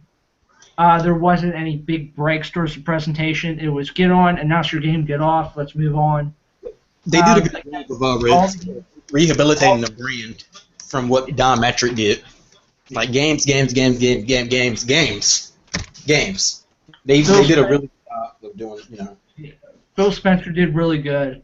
It was just an overall solid press conference. That was what Microsoft needed. Yep, I believe in Phil Spencer. If we're going to give the other, you know, we didn't talk about them, I'd give EA a D. Or, a D. Arguably an F, in my opinion, but... Yeah, the EA and Ubisoft conference thereafter that didn't really live up to the hype that Microsoft started out with. So it'll be interesting to see what Sony does now. Yep, like I said, Microsoft A-. I kind of wish Microsoft would have showed a little bit more, you know, just from I follow the industry pretty, I wouldn't say heavily, but I know a lot of, you know, I follow, you know, a lot of industry Twitter accounts and, you know, just a lot of insiders. And there's a lot of stuff that, a lot of studios that Microsoft still has that, you know, we could have saw stuff from, you know, like the Leap Studio, Black Tusk, Lift London. But there's always Gamescom. So I'll give them an A-. At the same time, I will give EA a D-. And I will give Ubisoft a C. Or C+. Yeah. So the Sony press conference is about to begin. Again, unlike the Microsoft press conference, we will be watching this one live. So some of the actions might be delayed. Yep. But actually, so the Sony press conference should be starting in a minute. Yep, they're doing the pre-show right now, and they're showing off the co-op expansion pack to Killzone Shadowfall. So what are you And- looking forward to with this Sony press conference? Me? Oh, Yeah. as a guy with PS4 and a guy who used to be a very big Sony guy before going, I want them to revive older IPs. Like I want to see Parappa the Rapper. I want to see Ape Escape. I really want to see The Last Guardian. To me, Last Guardian will be a drop the mic moment, as we were talking about earlier, of having that. As well as, from what I understand, a lot like a Demon had a poster on Gav, who's a big Sony insider, that Sony has 3 RPGs in the works. You have excuse me. Well, they have 3 RPGs in the works. They have Project Beast, which is supposed to be a new Dark Soul game. There's supposed to be a Final Fantasy, similar RPG, an RPG that's similar in scope to Final Fantasy being big, bombastic. I don't think we'll see that here. I think they'll save that to maybe TGS. And then Guerrilla Games, the Killzone developer, are working on, from what I understand, kind of a cyberpunk fantasy-ish style RPG for the PS4. And I think it's already been confirmed that we might see a trailer here, but it would be a last-minute thing. Like, I don't think we're going to see it. But as far as, I think they need at least 1 or 2 big AAA games to have. The Order 1886 got delayed into next year. The only first-party AAA game that we know is announced, or just games in general that we know that they have, first-party from the fall, is Drive Club. They need something to, rival Project. They need something to, Microsoft just showed off. We have Forza. We have Forza as, our racer for the year. We have Project. We have Sunset Overdrive as our big AAA game. Pairing that with the Master Chief Collection that comes with a beta. They're running 2 betas towards the end of this year, which is like 4 games. I mean, even ignoring the betas, you have the Master Chief Collection. A lot of people are going to get into that. You have a big AAA IP coming up, a new IP, big AAA, showing that commitment to games. Then you have your racing game, and then they showed a whole bunch of smaller stuff like Inside and that game by Moon Studios. Sony needs to go in heavily, show off at least 2 non-remakes, or show at least 1 non-remake game that's coming out this year for the PS4. So a Sly Cooper. It can even be a cross-gen game as far as I'm concerned. It could be on Vita as well, or it can even be on PS3. But they just need to show, and they have a lot of games that they haven't talked about. Like Until Dawn was a horror game that we haven't heard anything about for like a year or 2, but we know it's still in development. I would like to see that. They just need to go in hard. We already know that Sony is working on a lot of smaller digital stuff. They showed a lot of that, and we know a lot of that is coming this year. But other than The Last of Us remake, they don't have any big first-party, keynote. No first-party, weapon. And if they don't have that, I could see Microsoft easily winning this E3 and possibly, taking the lead this holiday season. Having better hardware is only going to get you so far if you don't have the content to back it up. Yeah. With the Microsoft press conference, we saw some sequels, but we did see a lot more indie games, a lot more new IPs.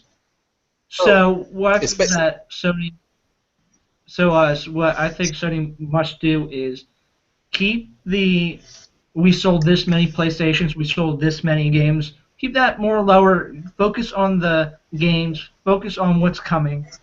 Keep the virtual reality stuff, the Project Morpheus, to a minimum. Because if you go too long with that could severely backfire with Sony. I think Project Morpheus should be its own event. And now it seems like the show is starting. Yep, it's now starting, so here we go. This is more of a normal stage setup, as per the EA and Ubisoft press conferences. Yep. Let me see if I can get this stream on the PlayStation thing. It's a little wonky. Let me see if I can pull up IGN right quick. Yeah, but I mean, I like Sony. I think they have really good first-party studios. I just think they need to be able to. I think they need to be able to back it up. Like, they need to be able to show, like, this is what we have. This is why you should choose us. This is why we are in the lead, and this is why we're going to keep the lead. Like, I really feel that they may rest on their laurels. So Now we're seeing the opening montage. So we're on the planet Mars in the present day, as per this game trailer. I'm pretty sure I want to say this is Destiny. Probably. The music sounds Halo-ish, which is how you can kind of tell. All right, on my, I'm trying to bring it up the game trailer stream because now I'm viewing it on my PlayStation. The thing with Destiny, they've pumped. Oh, go ahead. They pumped in $500 million for Destiny. Yeah. The studios better hope this is a gigantic, record-breaking hit. Well, that's the thing. Activision is the same studio behind Call of Duty, Guitar Hero, and Skylanders. Destiny seems like a hard sell, but these guys seem pretty confident, and all of their big games so far have always been #1 hits. Like if there's one thing Activision is good at, it's making money. Yeah. Now, correct me if I'm wrong. This is a multi-platform game, or is it just for PS4? It's multi-platform, but PlayStation 4 is getting early beta access, as well as it's going to be like how Call of Duty is a multi-platform game, but most people associate it with the 360. Yeah. That's what they're going for with Destiny. They're expecting Destiny to be the next big thing, and that Destiny will be considered a PlayStation game, even though it's not. Graphics look great so far. Yeah. You're still on the thing where they're showing the planets, right? Yeah, we're now looking through the city. Oh, you are? Yes. See some okay. line. Yeah, I just caught up with you. Now we're looking at some little guilty spark. Yeah, this is Destiny. It makes sense though. Microsoft started off with a third-party game. They, they started off with Call of Duty, and now they're starting off with Call of Duty's new little brother. It looks good. The machines or monsters, they look kind of a little wonky, but so far so good. Yep.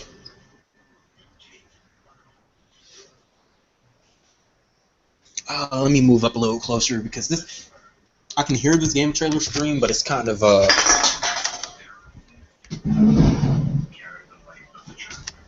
for whatever reason on my computer, this game trailer stream is very it's not as loud as the IGN or like the YouTube app is. But this game is looking really good so far. It's like kind of hard to explain. Like you see the influence of Halo in it. Yeah, like right now, I'm watching a guy on. You watching him on hover bikes, right? We're not. Yeah, I'm past that. Some mod is opening up.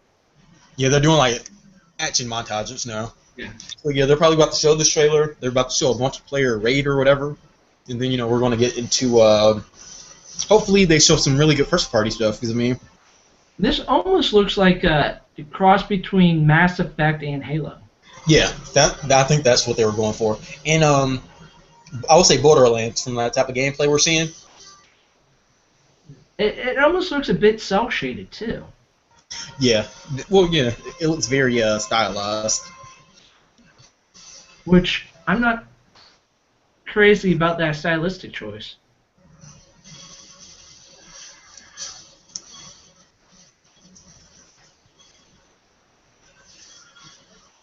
Huh.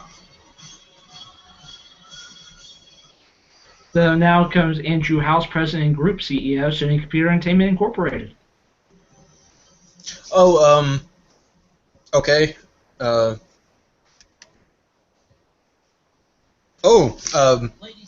While we're doing this, a little bit of Man of Steel news. I'm gonna post it in your Facebook feed, but I'm looking at BatmanNews.com, and they're building a giant Superman statue. Yeah, I did see that. I was going to wait towards the end here, but yeah, they're building a giant statue in Detroit with a giant green screen behind it. So I can speculate that either it's going to be like just a statue of Superman to say thank you for saving our city, or it's going to be interesting because why have a green screen with it? Man, I can barely.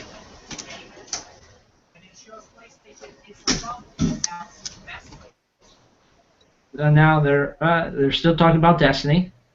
It means connect. It means the highest visual quality. Yeah, we're looking at Andrew House. Choice. It's Andrew House in the house. Not being a local gamer, but a member of the sensitive community I listen to. The Destiny trailer kicked off tonight's show is the embodiment of our vision. From its graphic fidelity to its dynamic social experiences to its The Destiny extra content and such will be on PlayStation first. Yeah, play it first, play it better. like so many of the world's biggest and best games, you'll be Yeah, I think you might be a little bit ahead of me. first. But the beta for it will be July 17th. Oh, cool. I have a beta code, so. Millions Yeah, you're a little bit ahead of me. people Let me try to see if I can get any, Tonight, I'm excited to announce that PlayStation gamers will get their hands on it first, starting July 17th. Or you can play the alpha this Thursday. Wait, really? Yeah, alpha. But this seems to me that they're pushing this game a bit too hard. Because let's play the alpha, but there's bugs and all that will be Oh, dude, that I might don't move play people alpha. off. We'll get a chance to play the Destiny. I'm not really a big fan of alphas. Is that you are basically selling people an incomplete game. Says hoping it's there. To be honest, And with betas, it's a complete game, but would need some tweaking, some polishing. But alphas are really early. it isn't just first on PlayStation, it's best. In addition to all of the extra content that only PlayStation customers will receive, I'm happy to announce our first ever white PlayStation 4 that comes. Huh. Man, that controller looks pretty, dope. I well, PlayStation's, I don't know, I like the black coloring, the sheen. They've always been that from the first Yeah. one. The white PlayStation is a bit off. The game has a 30-day voucher for PlayStation Plus. They're really going heavy in this game. Into our friends, Yeah. It looks like they are putting all their chips into it. and I know you know. For a cross-platform game, not a exclusive game. Well, Microsoft did that a lot for Call of Duty, so I can understand why you would do it. It's like Watch Dogs sold better, sold the best. Like Watch Dogs sold 4 million, but they said like the bulk of Watch Dogs sales are on PlayStation 4. But the thing is, the mainstay of the Xbox is Halo, and that is Xbox exclusive. Oh, a game only on PlayStation 4. Hopefully it's a new IP and not The Last of Us remaster. It almost looks like The Last of Us. Oh no, this is the order, but this isn't coming out to next year. It looks incredible though. Like Yeah, it looks very good. I hate when these guys do this. You know, they announce this Greatness Awaits stuff, but the site is borked. The website is borked. Like, I mean, I'm not even talking about borked in that, you know, it's just messed up. The site isn't loading. This happened the same thing with Well, because you probably have a lot of people trying to get on it to get into the alpha, and the servers are crashing.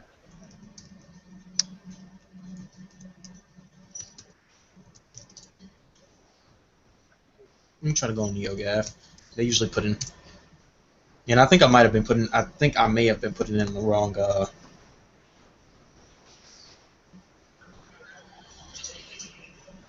So we are just kind of wandering around in an empty building.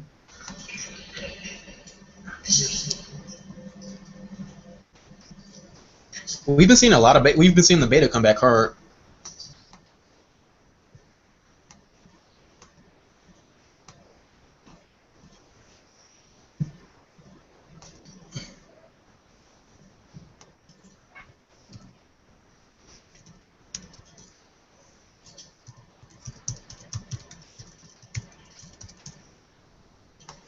Yeah, I think this is, you know, like we were talking about the difference in type of games. Sony, they make these very realistic movie style games.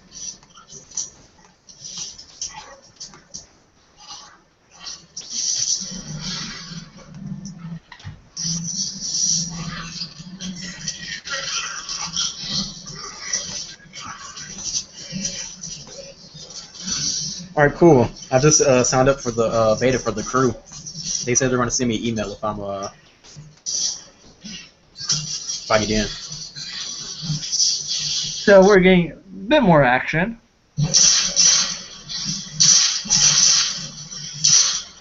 Again, we have the button command. Yeah, this is really good. These guys like werewolves. Yep, this side, yeah, this side is getting hit.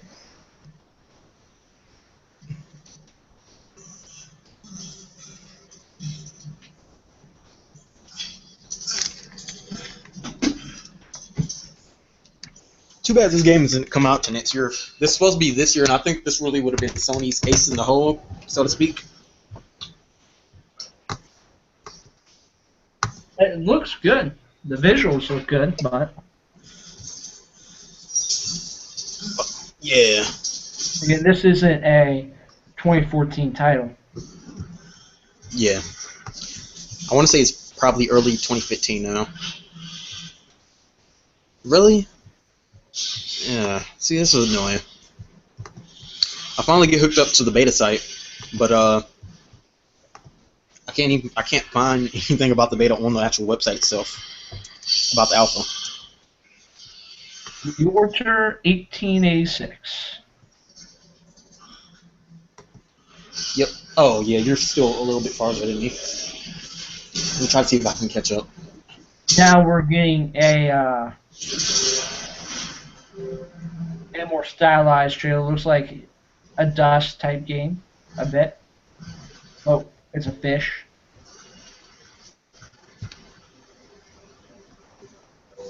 Oh yeah. Bird and a fish. I want to say this is the new game about the guys who did the Unfinished Swan.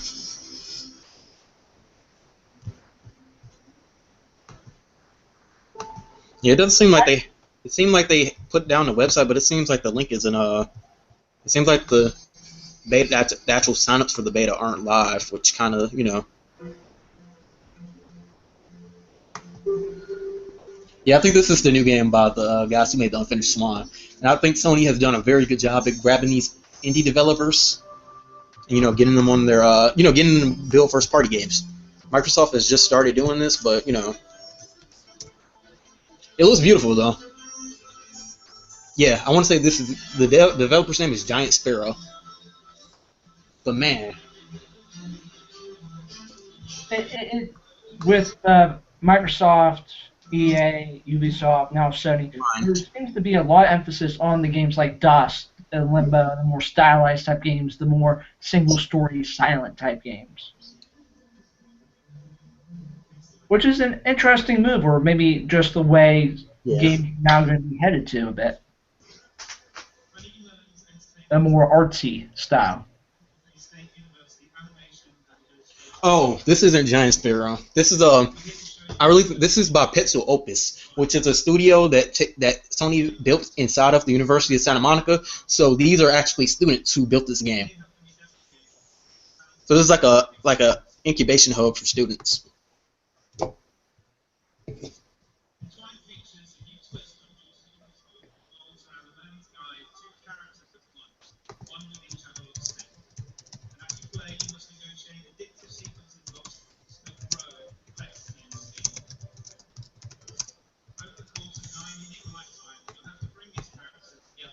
It looks stylized, but you're right, it does seem intertwined. I want to say this is the game. Like a more arcade-ish game. Yeah, I want to say this is a digital game. I want to say this is for Vita and PlayStation 4.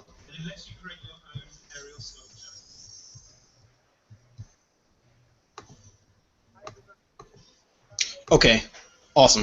3-day alpha access. Register, enter your PSN username.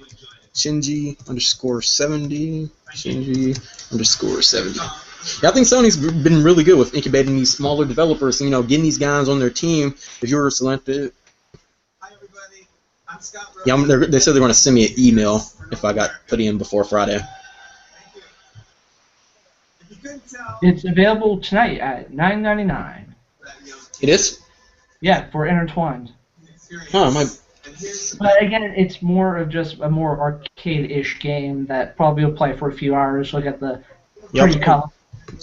Oh crap! I don't have any money on my PlayStation account. I think I got $5 on my PlayStation account, so I'm probably going to buy it tomorrow morning. You know. Again. Again. Oh, this is another thing. Sony does cross-buy. So, like, say you own a Vita, PlayStation 3, and PlayStation 4.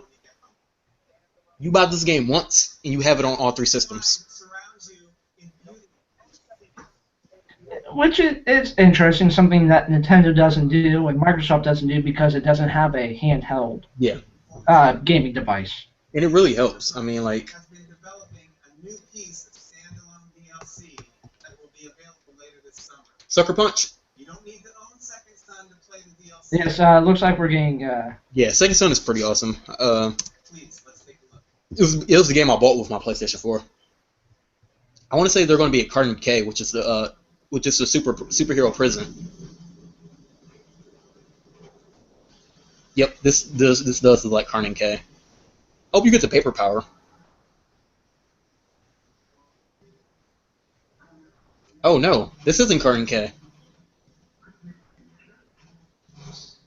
This looks like it's a prequel, based on Fetch. Huh. She was the standout secondary character, but so I can understand why they'd But I assume that the DLC would focus on Deslin. Infamous First Light. That's what the game is called. Coming August of 2014. Oh, the DLC? Where's the game? First Light. Oh, Neon is the best power in the game too. Neon is by far my favorite power. It's like super speed. Pre-order via PlayStation Store. Yeah, I'll probably pre-order that. Now we're at Little Big Planet numero 3. Yeah. They had announced something called Little Big Planet Hub last year, but it never came out. So I'm assuming that this is this. Ooh, she's pretty cute. I'm here today to show you a Little Big Planet for the first time on PlayStation 4. So Sackboy here, he's back. I'll be very pleased to be here. I think Sackboy is my favorite out of the whole mascot guys. Like, like the little, like how Mario, like Mario, Sonic and stuff. Mm-hmm. I think Sackboy might be my favorite. He's just so stupid. Like, you can buy like all the costumes for him. Like, I was playing Little Big Planet with a friend, and like we were using the DC costume pack. Like we had made a game. We had like made a fighting game in it where it was like it was like DC versus Marvel because you have like the packs for both. Sack. What's up? And what makes me different to Sackboy? Well, for starters, I can wall jump. Yes, I can, guys. I can.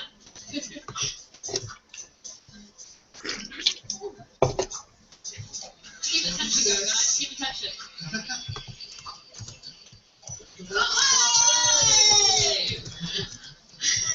I'm also much faster than Sackboy, and I can use my super speed to power things in a little bit kind of Yeah, I mean, and introduce you guys to a new Toggle. Toggle. They seem to be expanding the universe with different characters, which is something that really needs to be done instead of having multiple Sackboys. And I wonder what this does with the DLC though. Like, are they going to go back and redevelop all the costumes to work with these new guys? Or just create new costumes.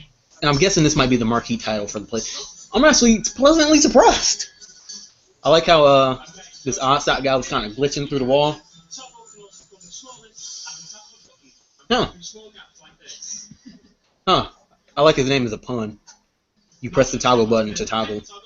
And reveal another new character called Swoop. Swoop. Hi everyone, I'm Swoop.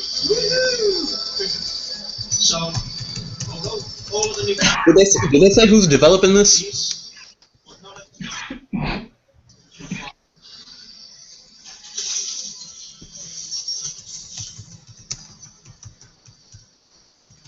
Did they say who's making this game? I'm not sure. Probably the same people who did the first 2 games. Yeah, well, that's Media Molecule. I think these might be the guys who made the Vita game, the handheld version. Because I think the Media Molecule dude said they're done with Little Big Planet. This looks pretty awesome though. New material. R1. Huh. Actually pleasant. I know Sony is probably using this clutch now. You know that a lot of people didn't think they were going to have anything. Oh. Well, it seems like even with Destiny, they are spending the most time on this one compared to the other games. Yeah. They're having a lot of gameplay demos, which is something Microsoft really didn't have. Microsoft just showed off trailers. Well, Microsoft did a lot of demos. Yeah, but I mean, it's hard. Like they didn't. It's about even right now. Yeah.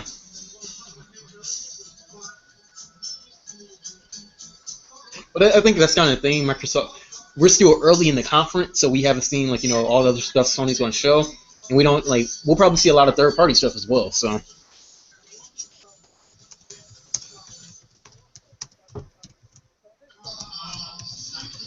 I've always liked the idea of this series. I think the gameplay is a little too floaty for my taste, but I've always liked the idea of Sackboy. Like that the player character, like they usually say Link from Legend of Zelda is are you going to watch, they say Link from Legend of Zelda is a faceless character, but I think Sackboy is like the perfect example of this, because he's like a handmade, little toy. You could dress him up in clothes. Are you planning to watch Nintendo's tomorrow? Possibly. Alright. Yeah, well, Call of Duty, we do a live chat for that. I mean, I know they aren't having a tradition. You know how we're watching this live? They aren't doing that this year. They're doing it like they did last year, where they're going to show a pre-recorded video.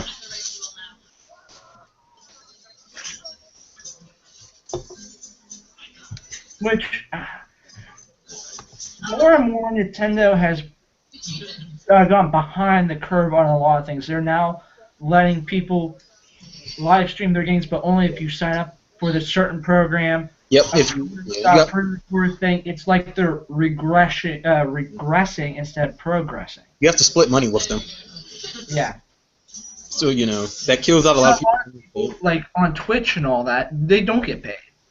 You still have these small people who just want to do a Let's Play, or just for fun, let's stream, and they don't make money. So people like that can't do it, and then it just seems like Nintendo has been, instead of letting the people play with their game, create something new, make it better, they're saying, no, we want it perfect, we want it in this certain light, so if there's anything wrong with it, you don't know, or you can't let other people know. I like that weird derpy looking guy. Eyeball, one who's like on all four legs. I like that derpy. I just like how derpy he sort of looks. I'm hoping they announce the RPG. And I bet this game is probably cross-gen. I bet this game is going to be on all three systems. Little Big Planet? A new trailer. They are spending a lot of time on this one. Well, Little Big Planet is one of their big series. Like, it sold a lot. Like, and this is all the other games kind of seem like expansion packs, or just like this is a Little Big Planet on the handheld. Like Little Big Planet 1 to Little Big Planet Vita seemed like a big jump. The second Little Big Planet just seemed like an expansion, but this also seems like a really big jump as far as the series is evolving. Like you see, this is kind of like Project Spark. You can make a whole bunch of different games. I just like the little frog guy, but they don't. That's cute. The stage behind him. November. Huh. So I think this is going to be their big marquee. This may be their big marquee title. Yeah, for especially November holiday. It's Shoot, and this is all Aegis title as well. It's Shoot Your Shooter. Yeah, President Worldwide Studio, Sony Company Incorporated. Yeah, I have $3 on my account, and my PlayStation Plus lapsed. So I'm gonna have to, if I do get into the multiplayer beta for Destiny, I won't even be able to play it until what day is Thursday? Oh yeah, Thursday is the day the beta starts. So. Have been created and shared by the community of Little Big Planet and Little Big Planet 2. Well, an interesting idea was that. I'm very happy to announce that when LBP 3 launches, you can just go online and play any of this vast catalog of user-generated levels on MVP. That's a good idea. The fact it's like the same thing we were talking about with Forza. All of the Little Big Planet 1, 2, and Vita content transfers over to this game. Which I think, like I said earlier, we'll be seeing more and more of because you're creating your own world. You're building up the game more than it was intended to. It's just one of So like I said, it is a good idea. Marvel Studios teams are developing. Like with the trials. Yep. Trials Oh, HD. yeah. You have those level creators, but then people have made these incredible levels that this is a motorcycle game, but yet you're playing a first-person shooter. So it is interesting to see how the gamers can create something bigger. That is very geared to Is this in Kentucky? if you know me and our history. Please tell me this. Who's the developer? Welcome to the world of platform. I wonder who's the director then. Communist Token by Microsoft. Oh, this is the new Souls game. Project Beast by Miyazaki. This is coming this year then. Okay. But yeah, like you were saying earlier with the Little Big Planet Vita stuff. I mean, they changed their thing because last year what Little Big Planet 3 was supposed to be was a free-to-play game. But I guess, they decided to expand the game and make it a full retail title.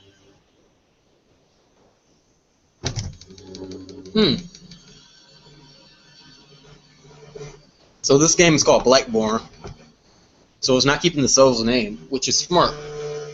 Since, there is going to be a Dark Souls 3 that's going to be on Xbox, and you don't want your exclusive game kind of, mixed up with a series that's going to be multi-platform as well. Looks like you have some zombies in there. Yeah, it looks like Van Helsing. Well, have you played Castlevania? Here and there. I'm getting a very Castlevania-ish vibe from it. A bit. Yeah, I think Sony has did a good job of dissuading me from selling the PS4 and jumping on that Microsoft hype train. It does look like they are putting their big games up in front. Yeah, I wonder what they're saving for the end. We're still watching the trailer, but my early prediction is that this is November as well. Yeah, we have a lot of heavy-hitting games in the front. Yeah. I wonder how things are once that we get past this point. No, we are half hour in. Bloodborne.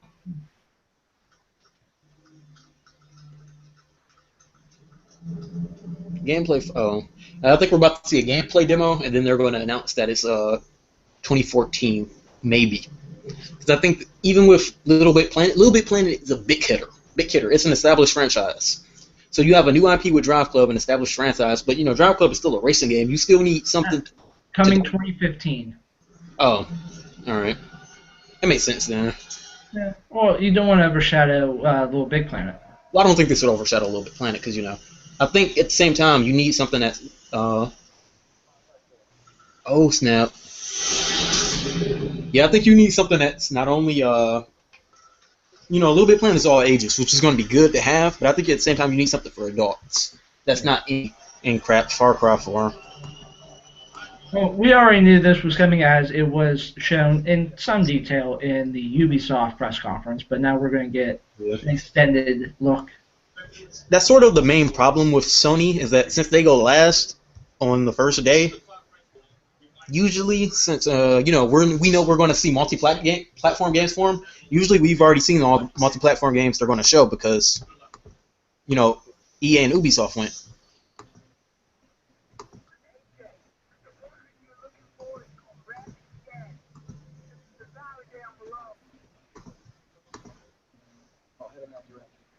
Again, with all the next generation gaming consoles with the Xbox One and the PS4, at least the cinematics look really, really good.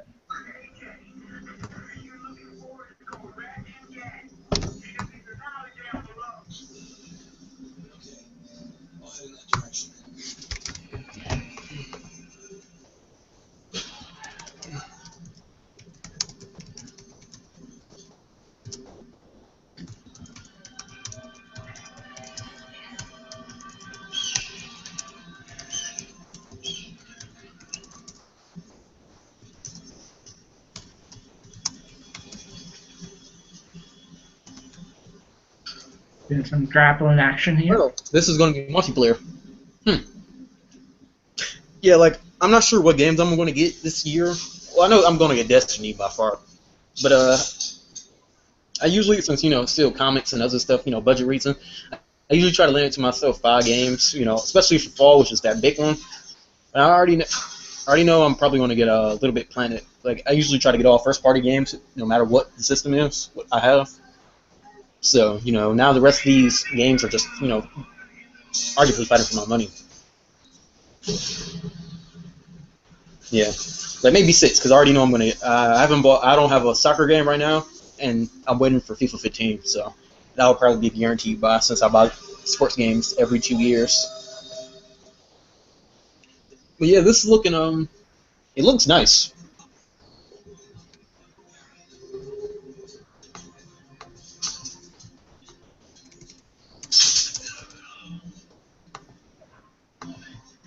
That's interesting there, the interaction with the barrel.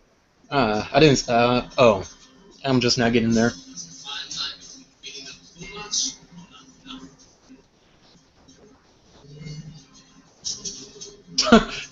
Dude, just put a bomb on the barrel.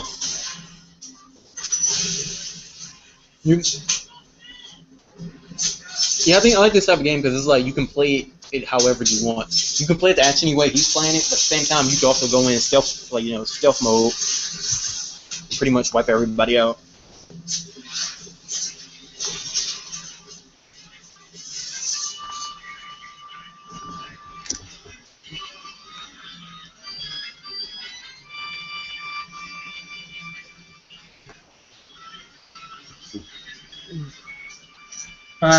Now you can hijack vehicles in this game. Oh, cool. I like the music. I wonder if they're gonna. I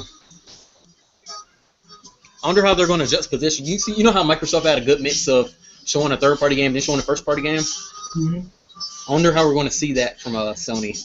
Like, are they going to go in just they just show like 2 first-party games? Now, are they going to show they show 3 first-party games? Are they going to show Did you just wing lot? Yeah, he wingsuited out of there. But so far with Sony, we've definitely gotten 3 AAA titles in a row. And they haven't been sporadically placed throughout the... Yeah, that was kind of what I felt about Microsoft, is that there really wasn't any type of cohesion between what they were showing.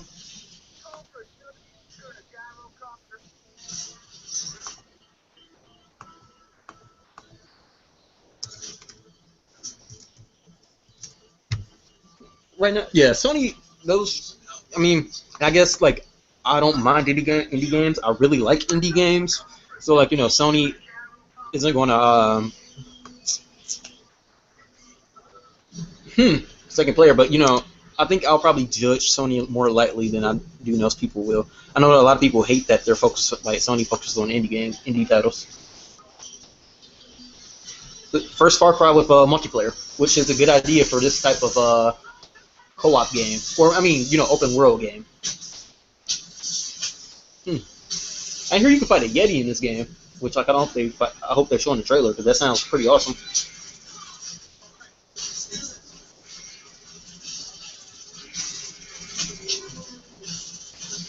Yeah, I'm at the PlayStation blog right now, and they're updating everything as far as it goes.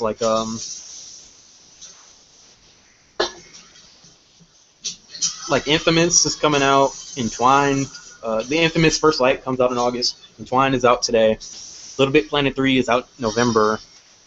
They have an expansion pack to one of their downloadable games called Resogun.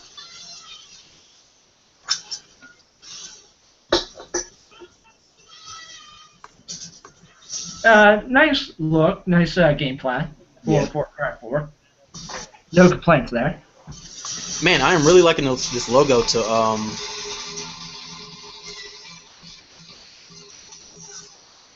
Oh, they're just showing a regular montage trailer. Oh, never mind, that's me. But I really like the logo to this Infamous add-on. Oh, this is about to be the indie montage if Boyes is on stage.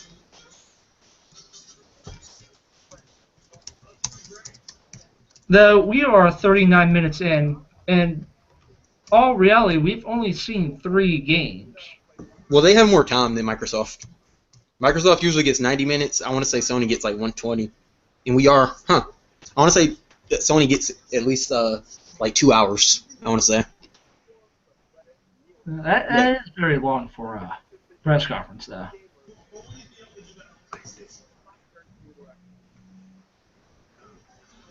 Wait, what did he say? For social mediums like Twitter and Facebook, It looks like listening to the fans, basically. we connect to you, Alright. the gamers all around the world. And we love hearing from you directly. Recently, we wanted you to send us in some letters about how you feel at PlayStation. What kinds of games Yeah, Sony's really good with their fan base. Like, we were talking about Phil Spencer doing it. Sony's been like this for a while. I felt that Phil Spencer probably always wanted to do this, but Don Matrick is a very suitish suit. Let's see what's been festering in the under department.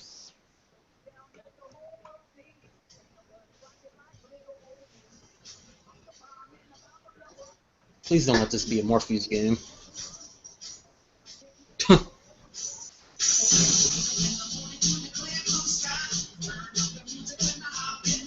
Huh. This looks photorealistic.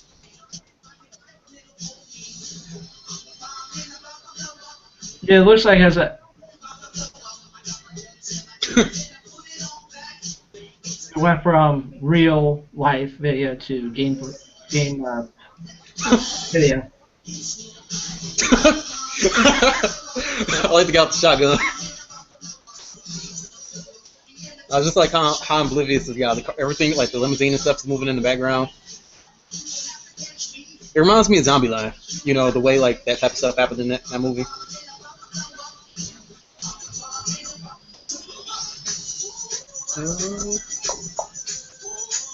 Oh, he's turning into a zombie. He got bit. Okay, I'm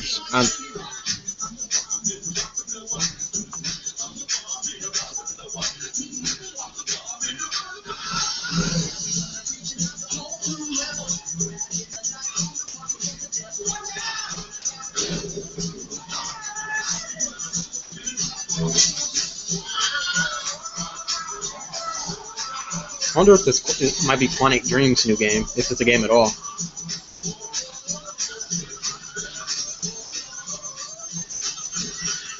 This seems very Quantic Dream.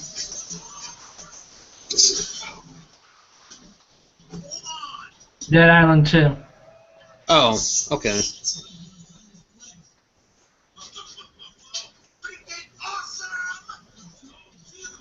Dead Island 2? That makes sense. Huh, it's weird that they're making 2 zombie games. Like, this company is also making this zombie game called Dying Light. You'd think it'd be weird that they make 2 games that are, you know... That gives a whole new meaning to the term fresh kicks, right? At PlayStation, we love us some shambling goodness, whether it's zombies, walkers, or the infected. Most of you know The Last of Us is coming to PS4. Come out today. But what you didn't know is that it's also going to be infecting Diablo 3 in the Ultimate Evil Edition launching August 19th. Diablo 3 content. You'll be able to battle clickers, bloaters, and an exclusive themed dungeon. The cast from Frozen are going to be on Once Upon a Time. Yes. That is some very quick market synergy. Well, it broke the record for most money in the Japanese cinema. For over there, being the previous record holder by a lot, and still going. Dead Island 2 is going to have a beta, a 30-day exclusive beta on PS4. What is it with betas in games now? Normally it's... Well, betas used to be a very big... Now the game is out. Betas used to be very big. Betas used to be a very big thing when the PlayStation 3 and Xbox 360 started. Like both, like Halo 3 and Halo Reach both had betas. Call of Duty Modern Warfare 1 and 2 both had betas. There were a ton of betas, but they kind of realized that they could just sell the game on its own without the need for a beta. And a beta takes extra resources. You really don't need a beta. Like, sometimes the multiplayer stuff, like for a Halo or whatever, like, I'm really looking forward to the Halo 5 beta because that is just going to be online multiplayer stuff. It's not actually going to be the game. Yep, and then Halo doesn't come out to next year, so being able to play it this early, they're going to be able to, trigger. They're going to be able to fix a lot about the game, or Like, if it's online multiplayer stuff, I have no problem. Yeah. But if it's like actual gameplay, then wait until everything's perfect. Well, that's kind of the weird thing. Some games are weird. It's like Destiny. It's going to have an online multiplayer, but it's kind of an MMO, so But yeah, betas. They're getting a ton of betas. Yeah, but yeah, and it depends on what time. It's like you were saying, Halo 5. The Halo 5 beta is probably going to launch in December. Halo 5 won't launch until November next year. So they'll be able to tweak the multiplayer a lot by people who play in the beta reaction. The Destiny beta comes out next month, but the game comes out comes out in September. That's not a lot of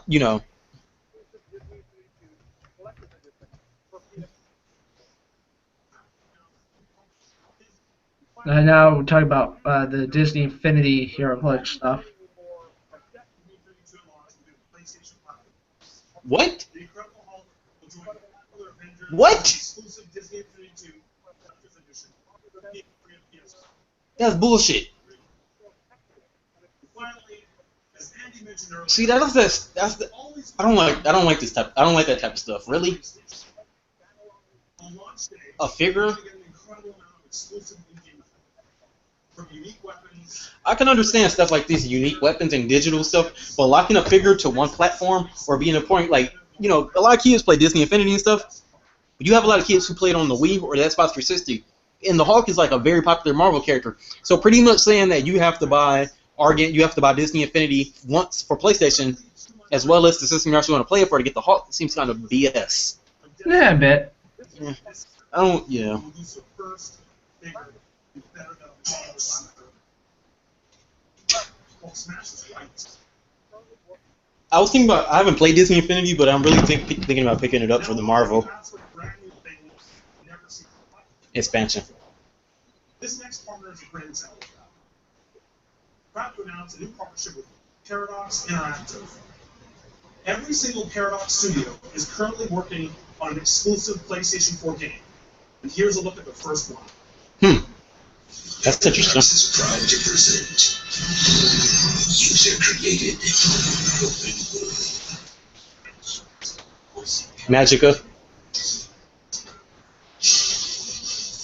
Magica for PS4. Wasn't the first Magic game not very good? I'm not that familiar with the series. I own the game on PC, but my laptop is kind of too crappy to play it. I know that the developer Arrowhead Games are also working on a game for PlayStation, but are working on a PlayStation game called.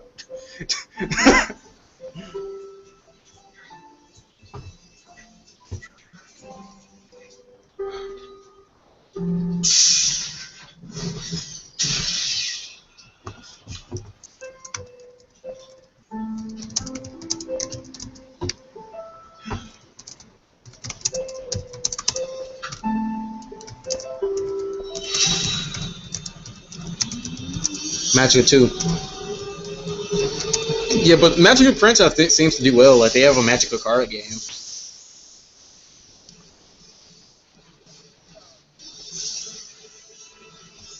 And that seems smart.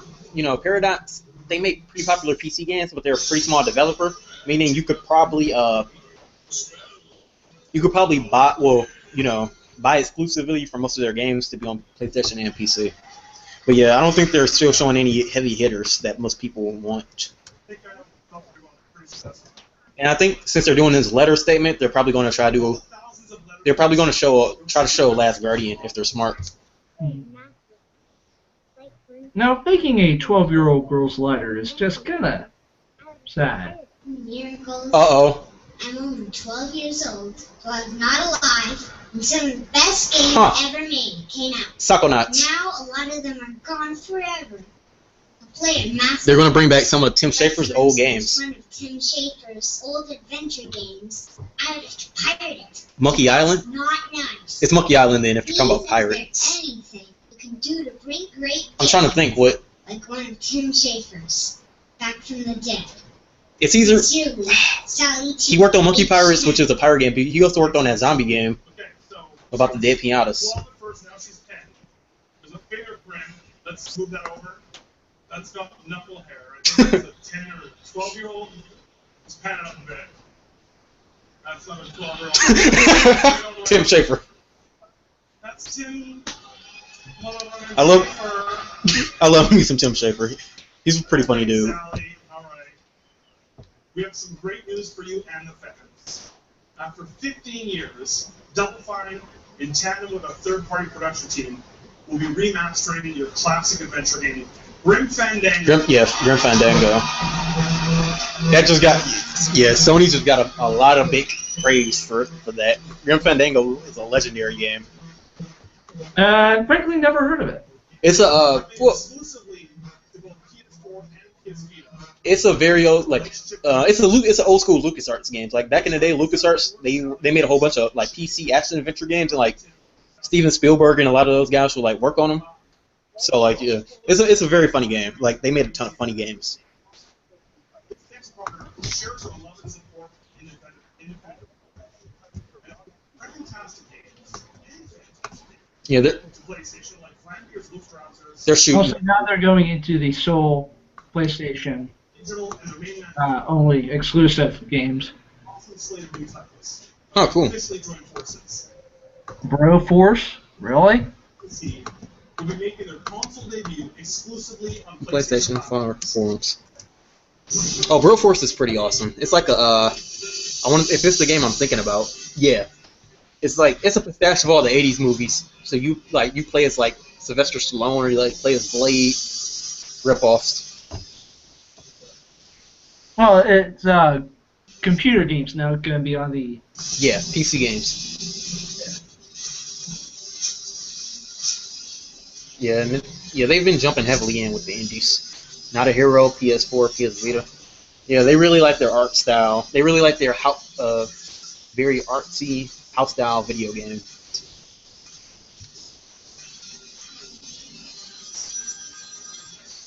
Hotline Miami 2 on a number.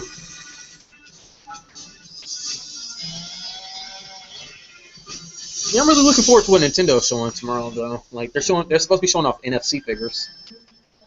The Witness. I want to say this is Jonathan Blow's next new. Oh no. No. Yeah, this is. I want to say this is The Witness, which is Jonathan Blow's new game. I think. Have you ever played Braid? The what game? Huh. Nah. That wasn't even the game I was thinking about. But the guy who made that indie game called Braid was working on a game for PlayStation called The Witness. It's supposed to be like Myst, which was like an old school PC game.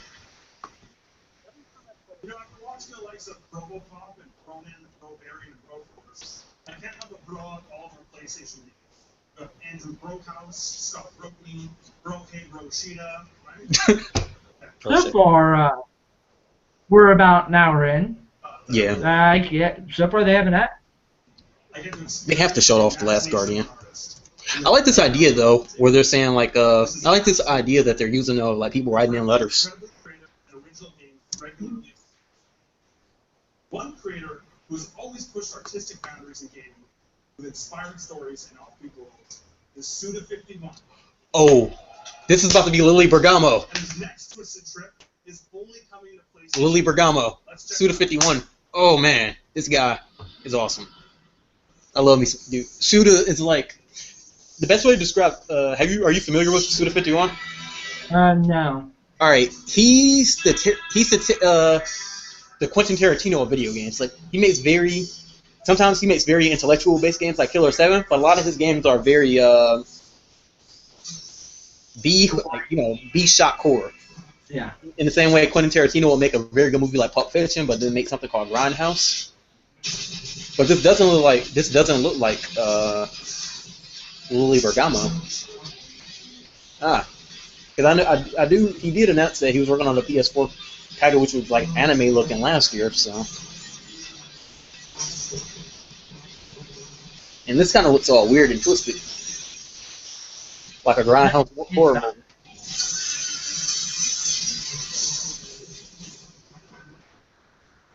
That's Suda right there with the mask on. 2015. Yeah, the guy with the gun in his hand, that's the director. Which is, you know, Let It Die. Yeah, dude's like a very big, he actually developed a game with James Gunn, the director of Slither, in the new Guardians of the Galaxy movie. What? He's the one who made up Lollipop Chainsaw? Yeah, that was one of his recent games. Took us on an incredible adventure, in part thanks to Matt Nava's stunning art direction and composer Austin Wintory's Grammy nominated score. I would say Sony, even though a lot of their games are coming in 2015, I'm really liking what they're doing so far. Like, they're doubling down on smaller content to keep them by. They've shown a lot of A-list titles, though.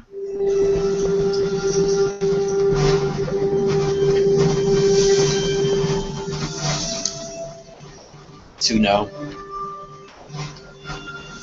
And surprisingly enough, we haven't seen Morpheus at all. Morpheus at all.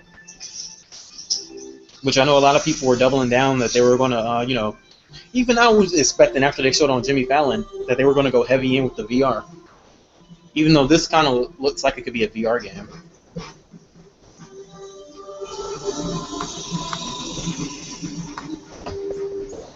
I'm really expecting Sony. I'm still expecting a one more moment. Like, they haven't given us a release date for The Last of Us yet. The Last of Us Remaster, and I want to say that might be October. And I'm still, you know, just whoa. The game looks beautiful. Again, we've been through all these press conferences, we've been getting the artsy, limo-esque type games. I can't tell if this game is in 3D or 2D. Like, some of it look like he's moving around in 3D, but others look like he's moving around in 2D.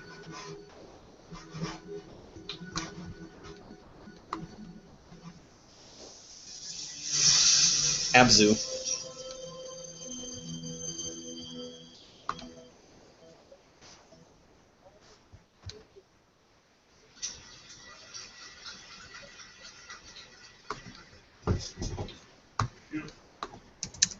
Abzu will make its exclusive console debut. Just look at the staggering range of content coming to PlayStation Network, all of it pushing creativity and innovation. Thanks to all the developers for bringing your amazing games. So it looks like they're wrapping up the indie game segment here. Yeah. And thanks to all of our fans for loving games the same way we do. I can't believe I can do this every single day. Please keep the feedback coming. We're always listening. Our goal at PlayStation is pretty simple: to surprise and amaze you. Just like that. So I'm going to leave you guys with one last game that surprised and amazed me. We'll make its console debut. Yes. Weird. It seems very muted. Oh. This is No Man's Sky. This is like Minecraft on steroids. The colors look very muted. This is like a procedurally generated game, but it procedurally generates a whole galaxy and not just like a cube world. Wow. Yeah, they said it was going to be at one of the conferences, but yeah. I think this just sold me on, you know, keeping the PS4 because, wow. This process game has been locked up as an exclusive.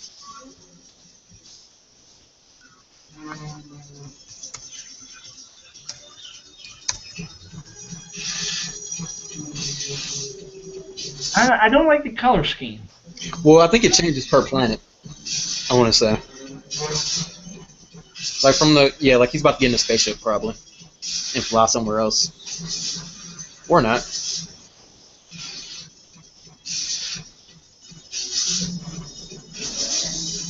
It doesn't look like any combat system though.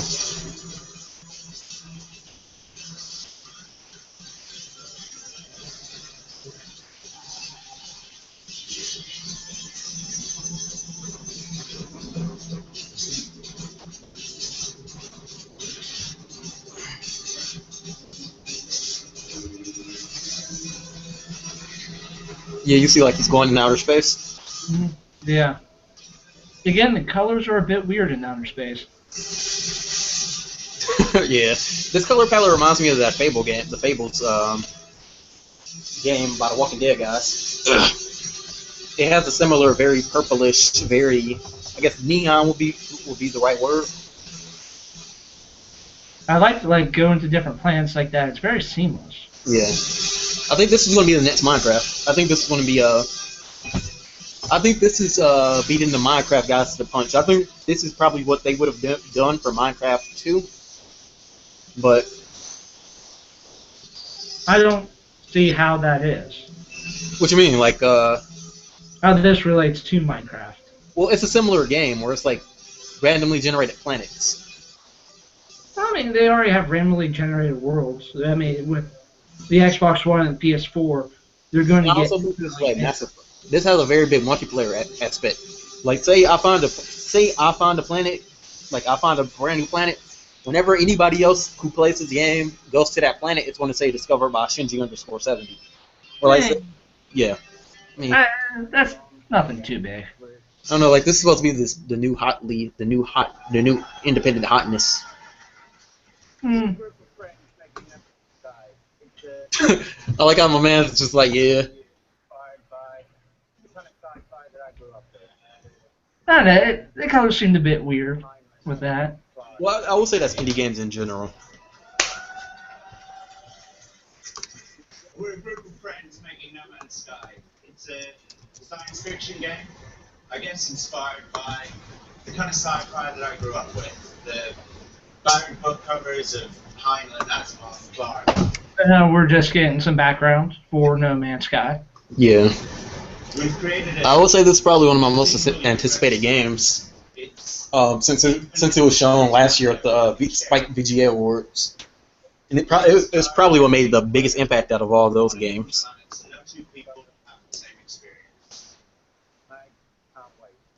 This universe that we've created, it's so vast, it's so boundless, it's actually infinite, and we don't even know what's out there. When the game releases, every player who picks up. I wonder when it's going to release. Is going to help us discover a little bit. Probably won't be till next year though. Yeah, it doesn't say. I want to finish with just a tiny. Well, now we're seeing a trailer here, so maybe after. Yeah, I think it might be next year because I remember they lost a lot of data because their building had flooded.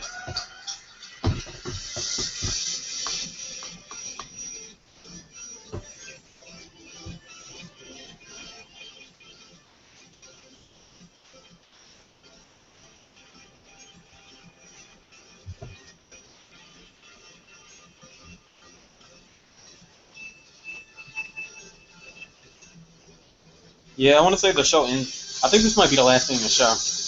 I'm not sure how longer their show is supposed to go on for. Yeah. Well, it's been 2 hours, right? Yeah. And I want to say again, in general, it seems like Microsoft showed off more stuff. It did. Yeah. Like even if you I'll probably have to do a list and write down the list, and I'll probably do them again since I'll probably do a video after Nintendo's. Tomorrow, comparing the three. I'll probably watch. Probably gonna rewatch Microsoft and Sony's sometime tomorrow, I guess, or maybe Wednesday to give me time to digest them. But yeah. It looked like they focused on the third-party stuff some, but that's a lot of computer games coming to the PS4, and also they really focused on the A-list games. As beautiful and the gameplay looks great. But yeah, it really this one is trying to, hey, we have a lot of big stuff coming up, but not really small stuff. One thing about Nintendo, one thing about Sony is that they usually don't show all their chips at E3. They usually go to the Gamescom conference that's in Germany. That usually is in September, and they usually show off a lot. Like they did this last year, where they didn't show off a lot of E3, but they showed off a lot of Gamescom. So I'm expecting them to do that again this year. Because Gamescom, Europe has become one of Sony's biggest markets, pretty much on par with America. Like they do really well in Europe, in the UK, and then they have a lot of European developers. So we're now getting a look at Project Morpheus here. Oh snap! Yeah. So they actually kind of followed my advice and kept it small, kept it focused more on the game. Yeah. I mean, Morpheus. I think it's going to be interesting, but they're going to need content for it. DDC in March, we unveiled Yeah, and that's the thing. demonstrates how we are fully leveraging the power of the PlayStation camera. The response from the development community and gamers was It looks like there is actually going to be a bundle with it. Today, there are You said a creative bundle? teams around the world Yeah, look like it. to define the future of gaming and entertainment. We have Project Morpheus in our booth at E3 this year. I didn't think Morpheus would be out until next year. Few demos, so I encourage all of you to stop by and try. Supermassive Games. Up next is London someone studio. who has a 15-year history at PlayStation. That includes 8 years at Worldwide Studios in London, and he also served as president of Sony Computer Entertainment Japan. Yoshida. I personally know Probably. him for 20 years. Either that or Mark Cerny. And when I think of the game behind me, The Last Guardian. I cannot think of him. Oh no. He was most recently the CEO of Sony Network Entertainment, and now It's not as the list. president and CEO of Sony Computer Entertainment America. He's charged with, quite simply, making sure At least they have surpasses some games on the way for Vita. Like they had a game by their London studio. I mean for Morpheus. Sean Layden. Sean Layden. Oh, he's the new president. He's taking over Jack Trennan's spot. I'm gonna have to. Let me try to see if I can find the live blog. Or Gaff probably has some information on it. Every E3 except the very first one. From Atlanta, LA to Atlanta, then back to LA. I've sat where all of you are sitting now, but never thought for a second that I might have the honor and privilege of being on the stage before all of you. And while it is a great honor to be here, I gotta say that the strongest emotion I'm feeling right now is excitement. Huh? Game Trailers just got bought. By who? This company called Defy Media. But I'm completely and utterly thrilled to be here. As you've witnessed already, the thirst for innovation at PlayStation is tremendous. Our lineup of genre and Well, it looks like we're going to be seeing some of that streaming stuff. desire Cool. to bring They're giving out beta codes, so hopefully I grab one. I signed up for the beta, but I haven't got a code normally, so I'm gonna try to grab a beta code sometime this. I'm gonna spam whatever the little website is, so I'll try to get a beta code. Whatever the experience gamers want. And we have heard loud and clear what you're looking for. Powerful ways in which to share your experiences and connect with your friends and the growing PlayStation community. To that end, we continue to bring new tools to the PS4 faithful to enable that desire for shared experience. This is a really long press conference. Oh, Share Factory is pretty. Yeah. Well, they go since their thing isn't on television, like Microsoft's is, and it's at night. They can pretty much go pretty long.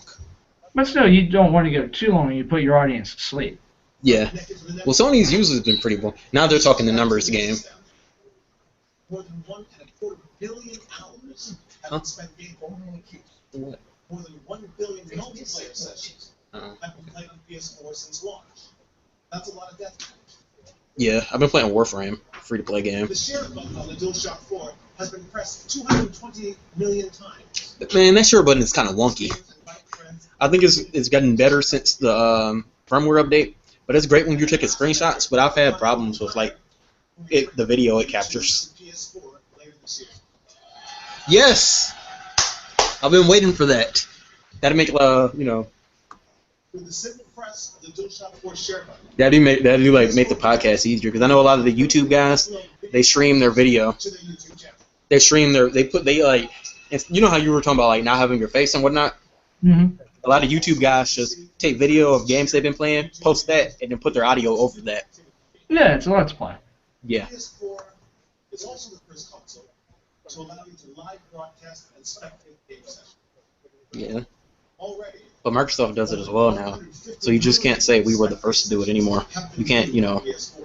live off of that. We're constantly innovating visual experiences. Yeah, and I think I stream. I would say I stream a fair amount. Or when I get I stream Watch Dogs when I first got it. Some schlock horror movie. Sometimes have we felt the need to, or the desire to scream at the television screen? Look out behind you, or don't open that door. Well, only on PS4, you can effectively do just that. I know a lot of people do stream on YouTube, but I don't know. I think all the really good stuff I've been on Twitch.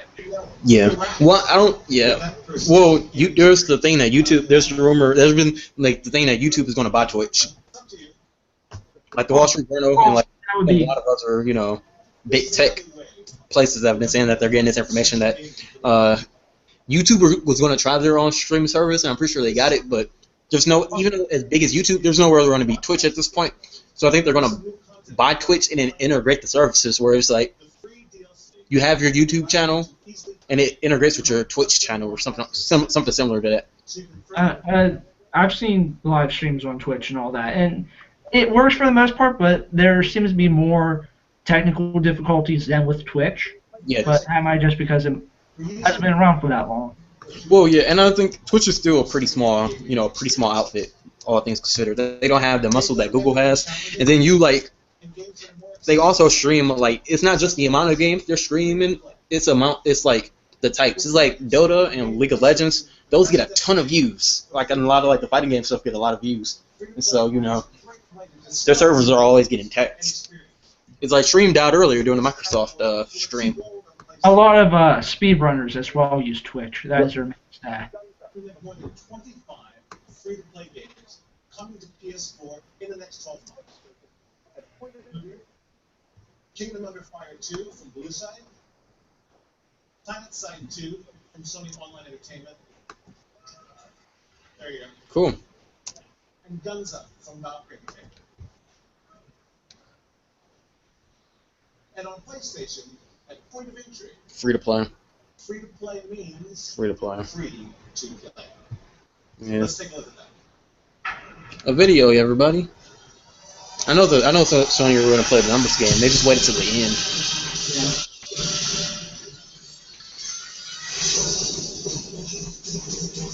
If they end on this note, I think I'm going to say Microsoft beat them.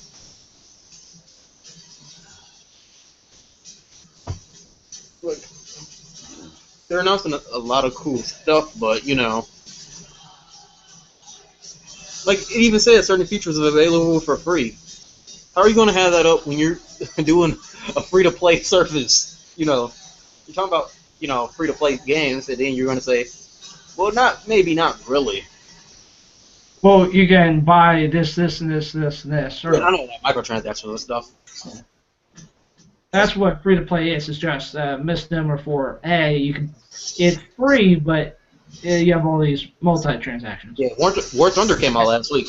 I downloaded it, but I haven't tried to play it yet.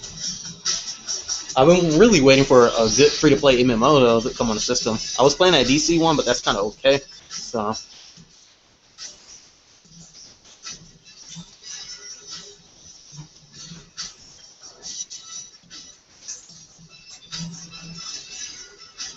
For that, though, it's nice to see maybe the free-to-play go to the console, but that's been on computers for decades. Oh, totally. I think the Elder Scrolls game is going to go free-to-play soon. Well, I heard that's doing that good. A lot of MMOs, other than WoW, are free-to-play. Because WoW is just that juggernaut. I laughed at the Elder Scrolls game and Final Fantasy when they were like, you pay $60 for the game, then pay $15 a month.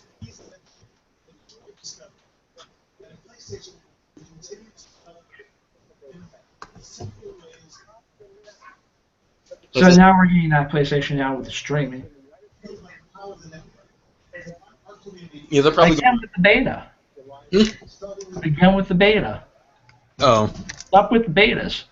And we find PS Now since its initial beta test. And I'm proud to announce that the service will be available in the United States and Canada as an open beta on PS4 starting July 31st. Oh, so it's going to launch in July. Cool. Shortly after that, PS Now will become available on PS3 and PlayStation Vita as well.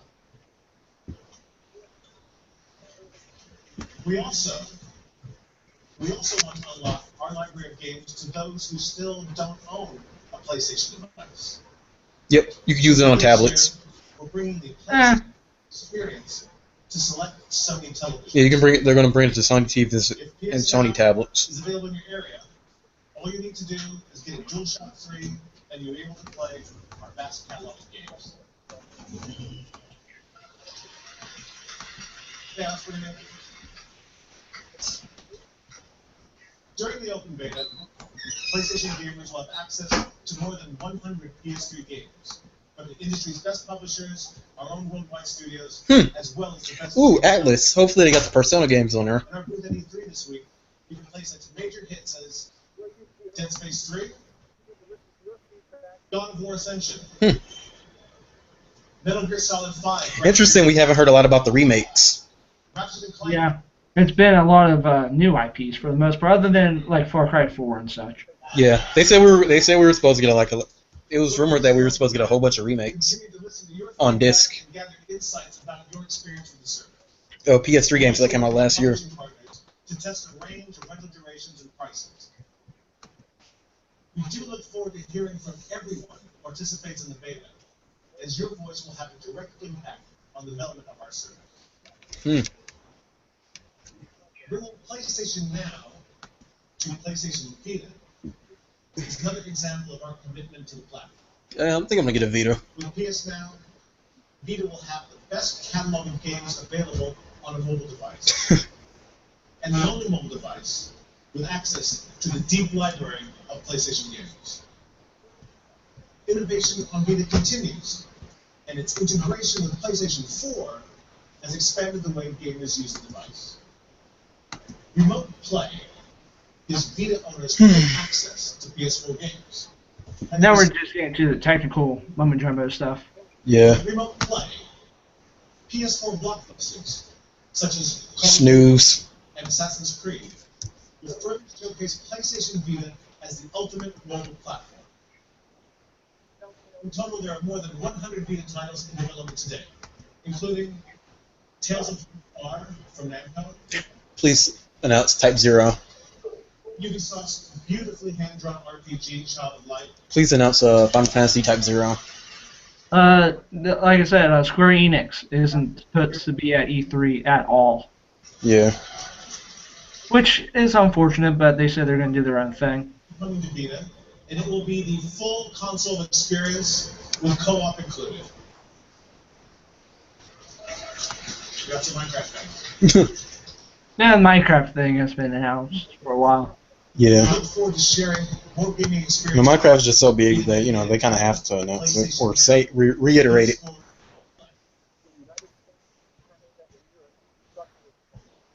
At Tokyo Game Show last year, we announced another new console. Vita TV. Of anticipation and excitement. They're going on 2.5 hours. That's a long press conference. In the United States, Canada, and Europe, starting this fall. Vita TV.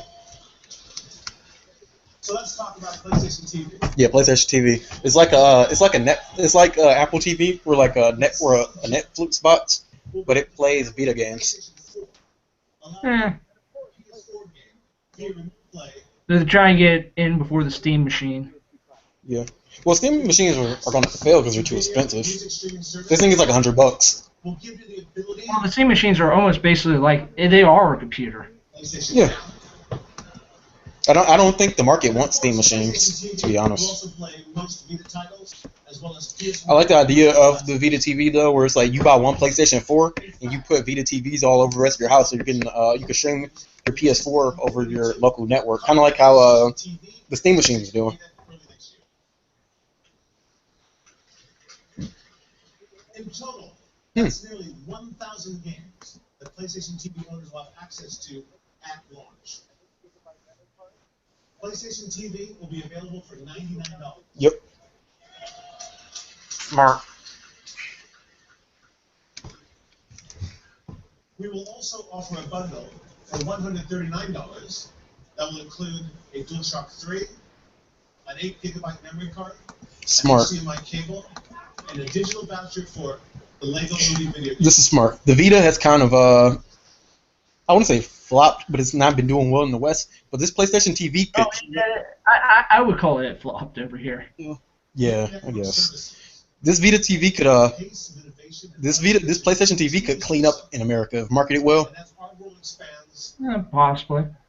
Well, no, I mean just think about the market for like it has full Minecraft on it. Think about the market of parents who if you have kids who don't have even the last gen consoles yet or the next gen consoles yet.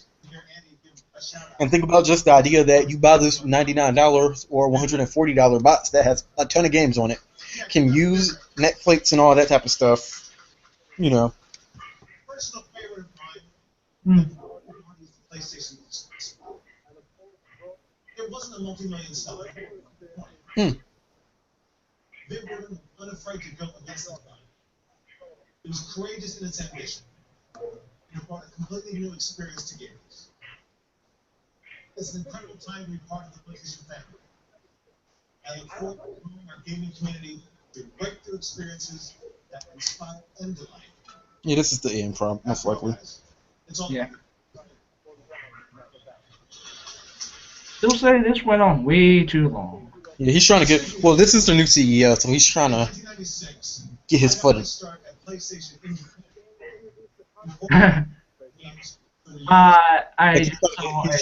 get his in with the. He just took over Jack Tretton. This is his first E3 in this position, so I can understand why they're trying to. Yeah, I just saw a tweet. They're about to announce the new Mortal Kombat, most likely. Just saw a tweet here. E3 2015 starts. This guy is still talking. Yeah. He makes Forever Evil look short. To introduce on this stage the worldwide premiere of gameplay footage for Mortal Kombat X. Boom. Yeah. But it's already been announced. Well, no, but it's gameplay. They didn't show gameplay. That other footage was CG.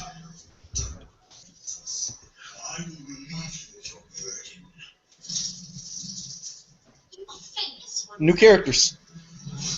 What Ladybug do that? Exterminate. It looks good. Mortal Kombat games are usually great. Yeah. That last one, Mortal Kombat 9, really grew the fan base. Like the semi-reboot game, like the reboot game, it really grew the series back and the fan base back. So, and it cleaned up. It did very well. So I can understand why.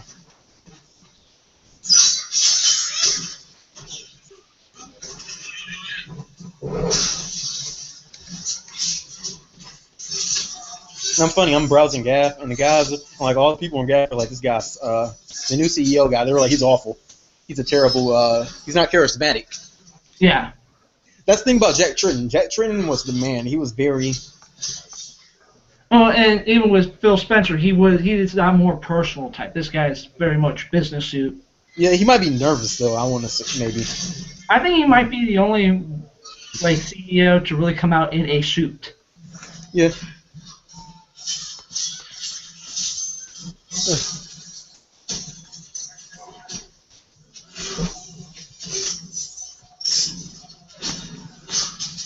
Boom. Ooh. Get over here. Fatality.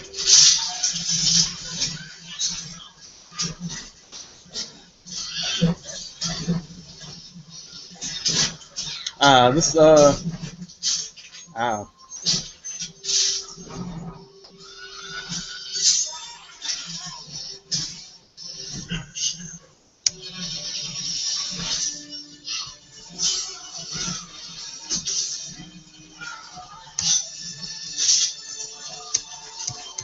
It's a Mortal Kombat game. It's going to be great. Yeah.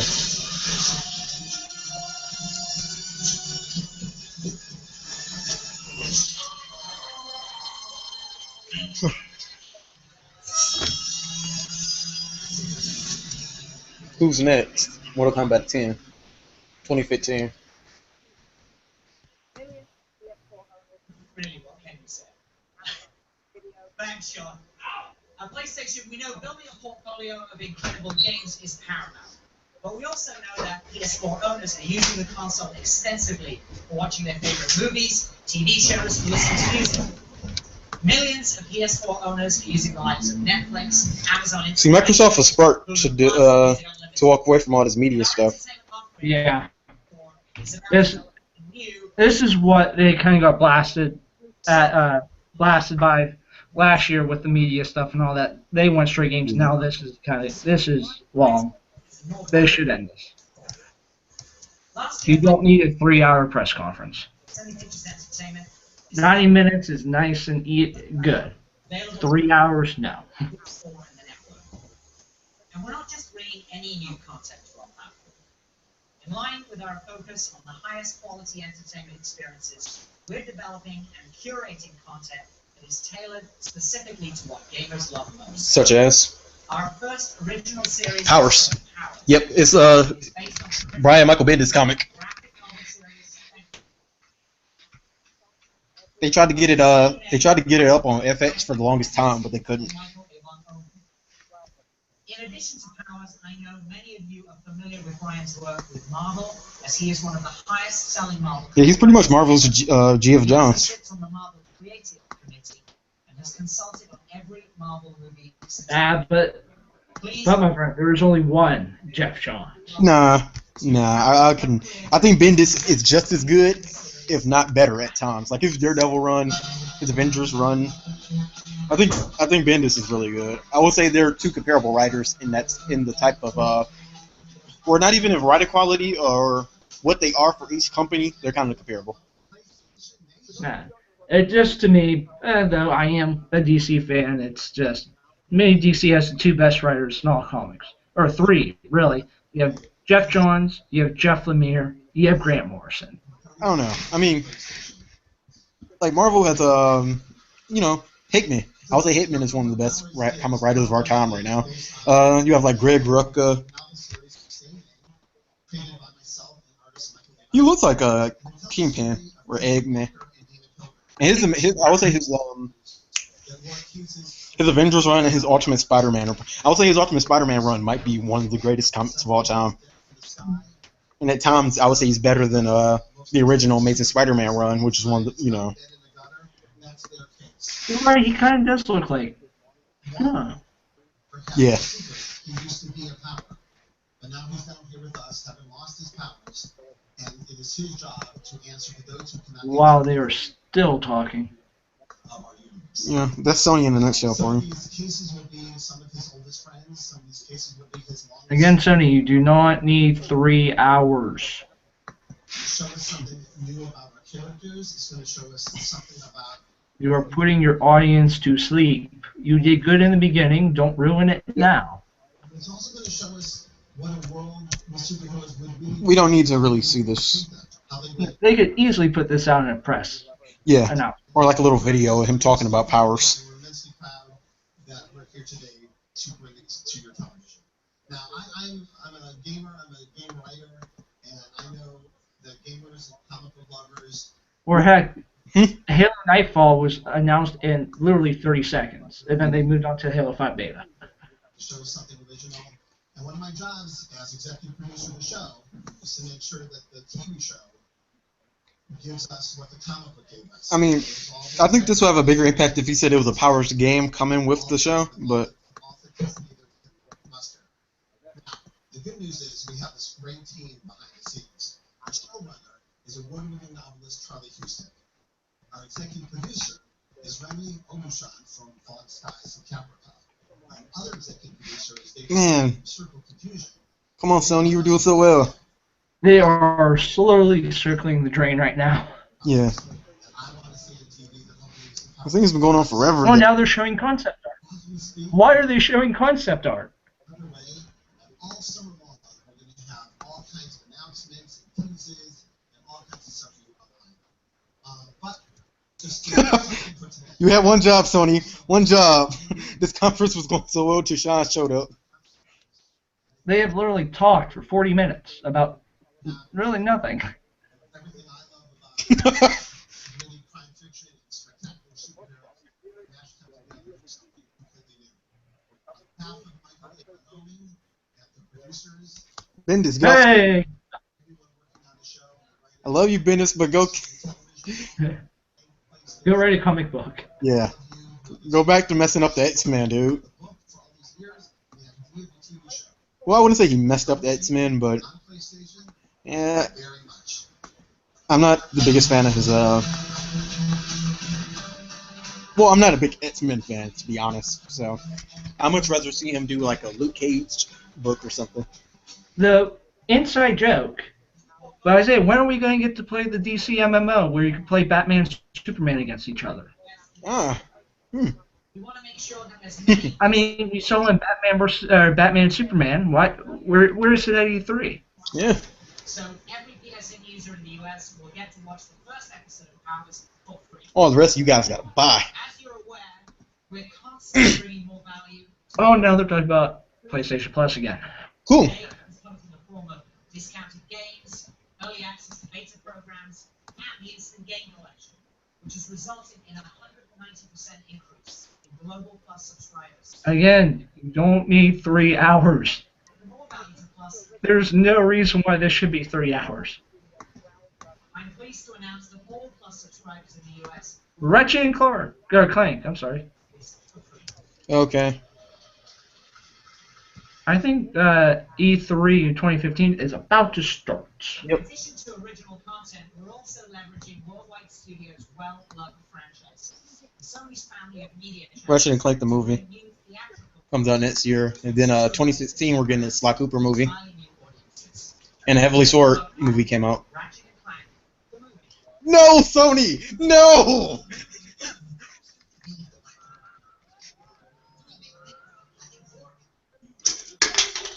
Dude, don't tell me you're gonna do a whole new, just starting over from the beginning.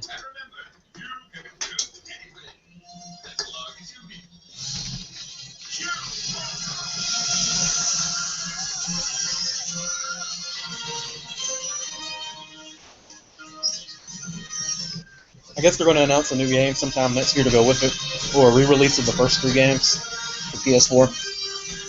I think by this point we've had more entertainment stuff than game stuff. Yeah. Ratchet and Clank. That was a close one,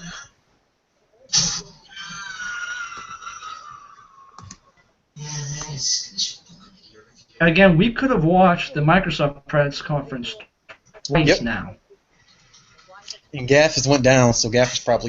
Creator Insomniac Games is heavily involved in the film, and we're also working with the studio to reimagine the original Ratchet and Clank for PS4. We could Yay, have a watched remake. the EA one 3 times. Sequences that will rival the best PS4 games on the market. They're remaking the first Ratchet and Clank game. And game will be available in the first half of 2000. They're also remaking The Last of Us. And will continue to release exclusive content and titles only available on. So these are probably the remasters people were talking about. The Order. We announced in April that The Last of Us, a game that won more than 200 Game of the Year awards last year, is being remastered for PS4. Let's see what's in store. I know they're supposed to do some direct... What? I don't want to watch it if I haven't played the... Oh, I swear to God. So fucking stupid. That's just a trailer. I know.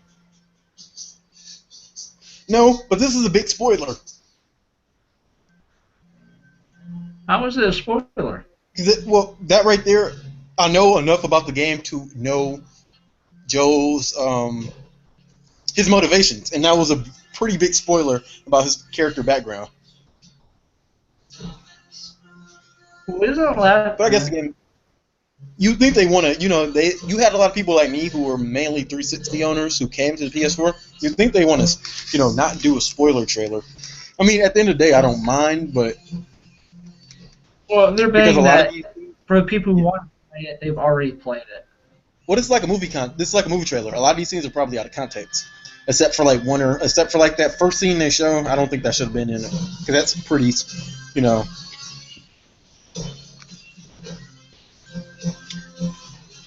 I'm really excited to play this though.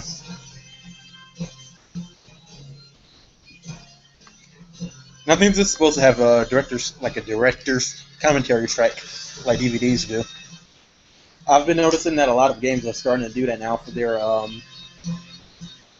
Game of the Year editions, or as part of like downloadable content update, where they'll like put in It doesn't actually. The upgraded graphics didn't look all that better, and really.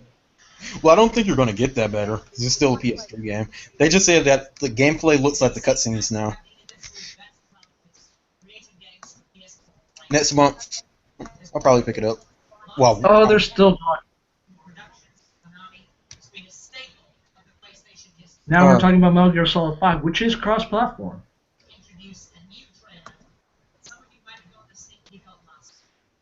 Oh man, Sony. You're doing so well. Please don't tell me you're going to end on the Phantom Pain. Microsoft ended on Soul Fort, or that Skill, that Dragon game, which is first party. You have to end on a first party game. True. I understand starting with Destiny, but you kind of have to end with something that's only on your system. Yeah, and I'm pretty sure the last. Really ended with Destiny. I'm pretty sure the Last of Us is canceled anyway.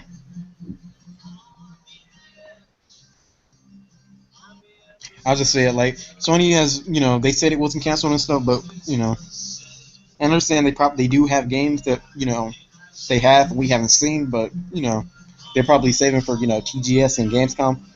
But at this point, I'm pretty sure The Last of Us doesn't exist anymore. They're just trying to shrink it along.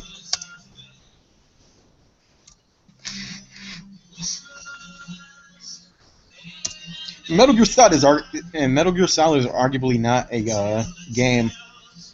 It's arguably nothing but one long movie. Yeah, true. It's like 5 minutes of gameplay. Now watch an hour-long cutscene.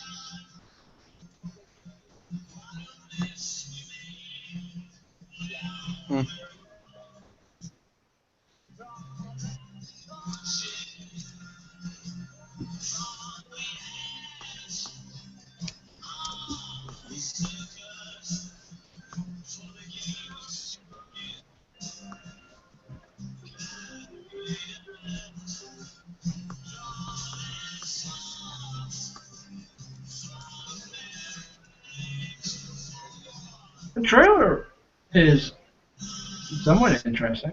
Yeah. I think this game, yeah.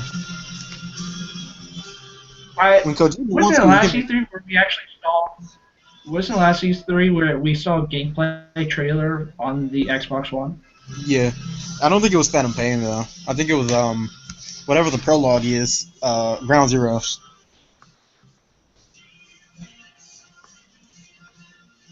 Yeah, but when Kojima wants to be serious and do like very serious storytelling, he can.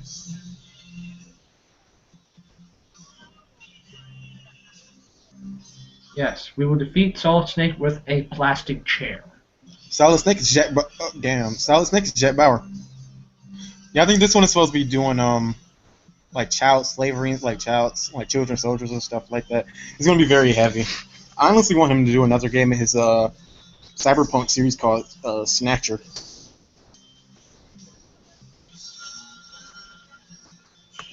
But Konami's gonna make him milk Metal Gear Solid till he's dead.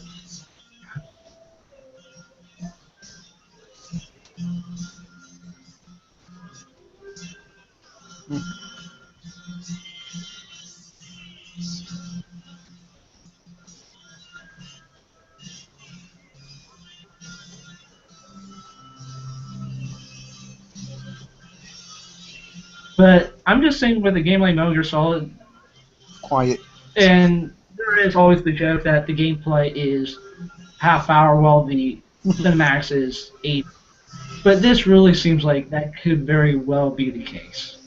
I like the trailer that they showed at the Microsoft press conference a little bit more. I just like the music. I like the music they played, and like both of these are really good trailers. But yeah, and both trailers remind me more of a movie than a game.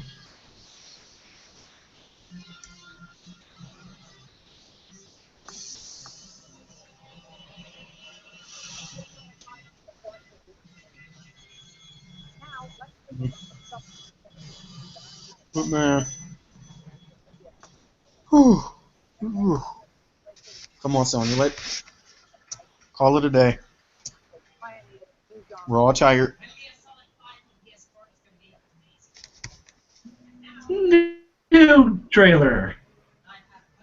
Yes, we must reach the 4-hour mark.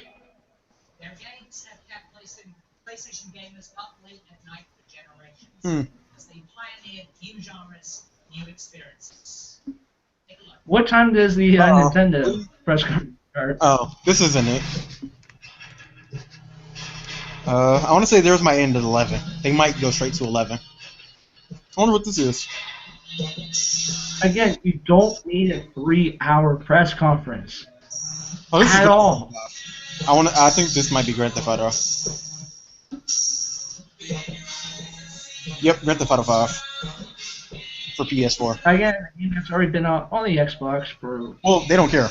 I mean, most people don't care. Grand Theft Auto so well, but you'd be surprised that there were a lot of people waiting for Grand Theft Auto to come on new systems. Like me, I didn't buy Grand Theft Auto on the 360 because I knew it was going to come to Xbox One and PS4.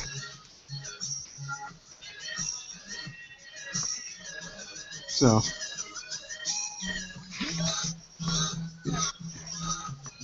I've been waiting to play this for a while. Oh, it's been on the 360, been on the one, and no, it's not on the one. But it's PC. It's been out for like 2 years now. Yeah, this game's still going to sell a lot on the PS4. Oh, just like Minecraft's going to sell a trillion copies on the PS4, but it's Also, that's being shit. man, it's also coming to Xbox One, so this was really worth an announcement. No, it's multi-platform. Yeah. It's been on the Xbox 360 and the PC for like platform games. It's like how Microsoft showed a whole bunch of multi-platform stuff. It's more like an arms race to get games identified with your system. I think we're come to a point to where there will be no such thing as an exclusive. Everything will be multi-platform. And that the only thing that could be exclusive would be on the PC. Looks like Batman. As a DC fan, that makes me happy, but again, another multi-platform. Oh, man, but... Oh, man. Batman next year.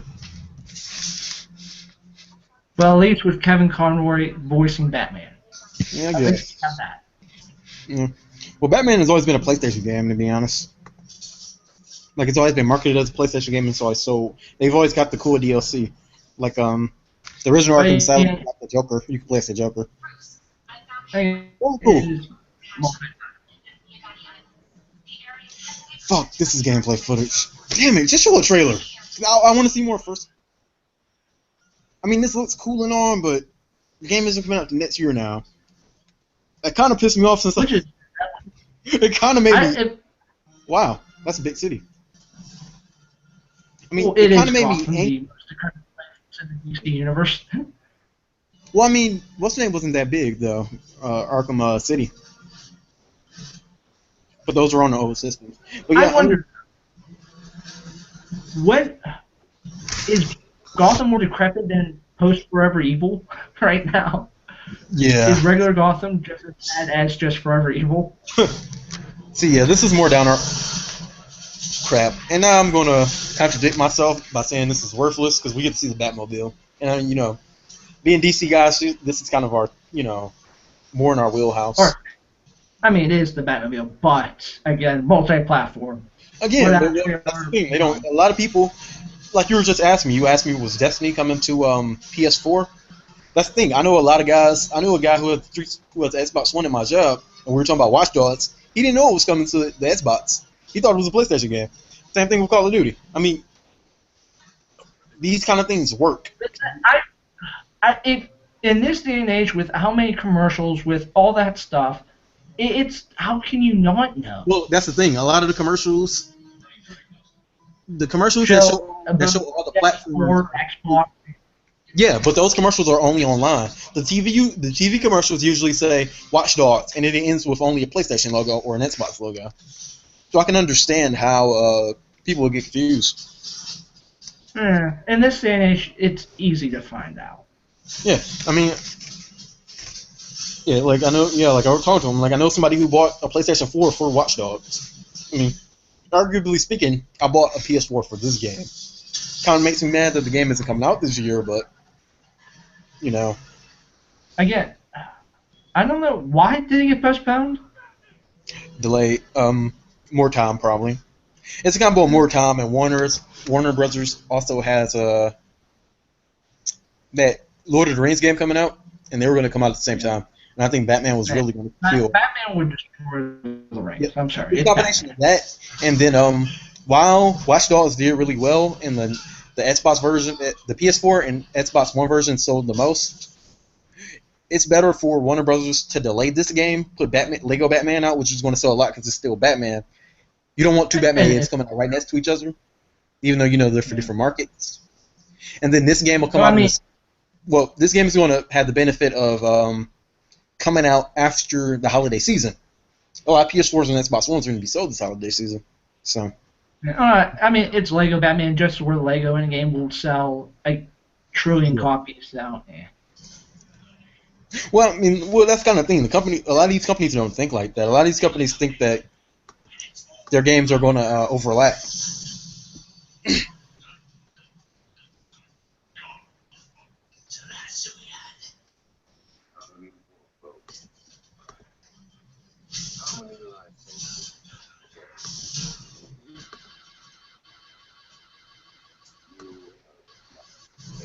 That Scarecrow? Yeah. That's Scarecrow. I want to see more about Arkham Knight, though. This is Arkham Knight.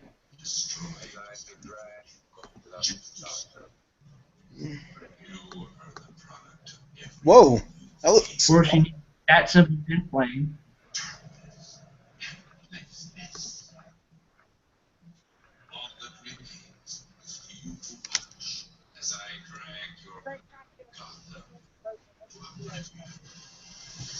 Oh, that was a jab. Called for. Wait, what was uncalled for? The jab at EA press conference is like ours is better. Oh. Haha. Like, have some respect for your peers here. Yeah. I'm a couple minutes late than you. For a couple seconds.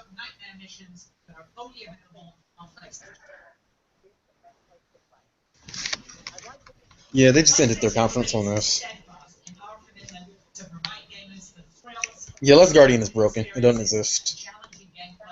I don't believe you like Parappa the Rapper. I think we may be done after this video, and the longest press conference in history. One last title from one of the finest studios in the world that captures the very best of the PlayStation spirit. Thank you all so much, and have a 1047. I want to say this might be the Guerrilla Games RPG. Naughty Dog. It's probably Uncharted. Oh, yeah, it's Uncharted. If it's Naughty Dog, it's Uncharted, which sucks. I mean, I like Uncharted, but well, no, it makes sense. Uncharted is their Halo, pretty much their Halo at this point. Yeah. But yeah, I understand. I was kind of hoping it would have been a new IP, but it's the new Uncharted game.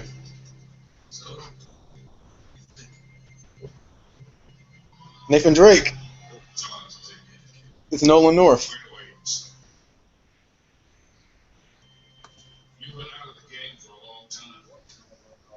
Wait. Yeah, that's Drake.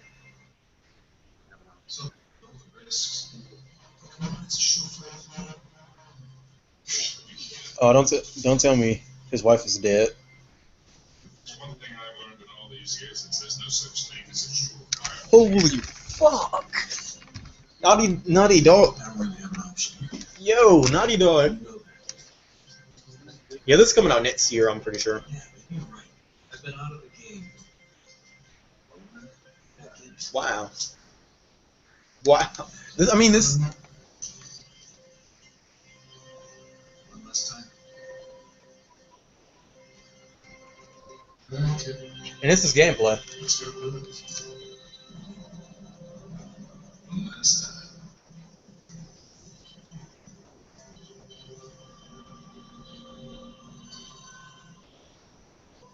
Would this be the final Uncharted game that Steve said? No, it won't.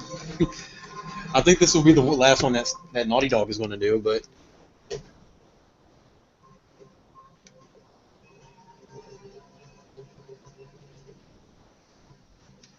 it might be.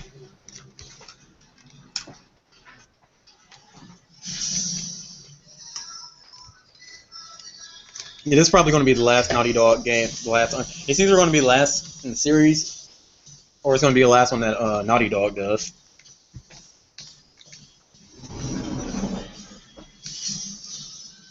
Yeah, I think I've given up all hope on The Last Guardian.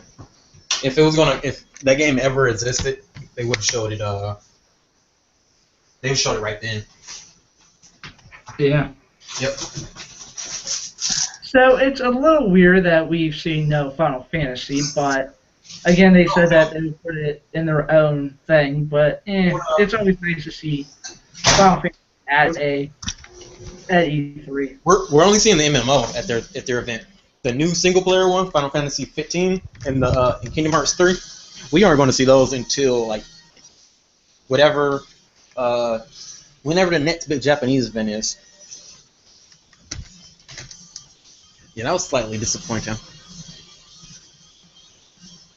Yeah, they showed a lot of third parties. A lot more than Microsoft. And it's over after 3 hours. My We're throat done. really sparks some talk. And I've been drinking water all this time. Alright. Whew. I think in about an hour, the Nintendo press conference will begin. Yeah.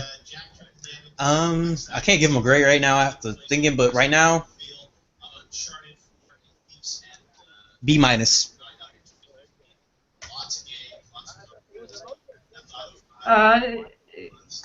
I would agree B, just because, one, no press conference needs to be 3 hours. Two, what Microsoft did better was they focused on the game, not the peripheral movie stuff like they got blasted about last year. And I think they showed a lot more just sole Xbox stuff. Yeah. Though Sony press conference did start out really, really strong, it really teetered towards the end. Yeah. This Microsoft kept it really tight. Yeah. Sony's wasn't. It was. Yeah, I think they're going to get a lot of gamer stuff from like a lot of the remakes and like a lot of the indie stuff though. Like Grim Fandango being remade and stuff. Oh god, I'm so hungry. Alright guys. They could have really cut this. I guess it's time to sign off. This is Isaiah Harrison for Crisis on Consoles. And joining me was I've been Jeremy from the Side Leagues podcast. Alright. And we are Ghosts. Good night or day. Stop.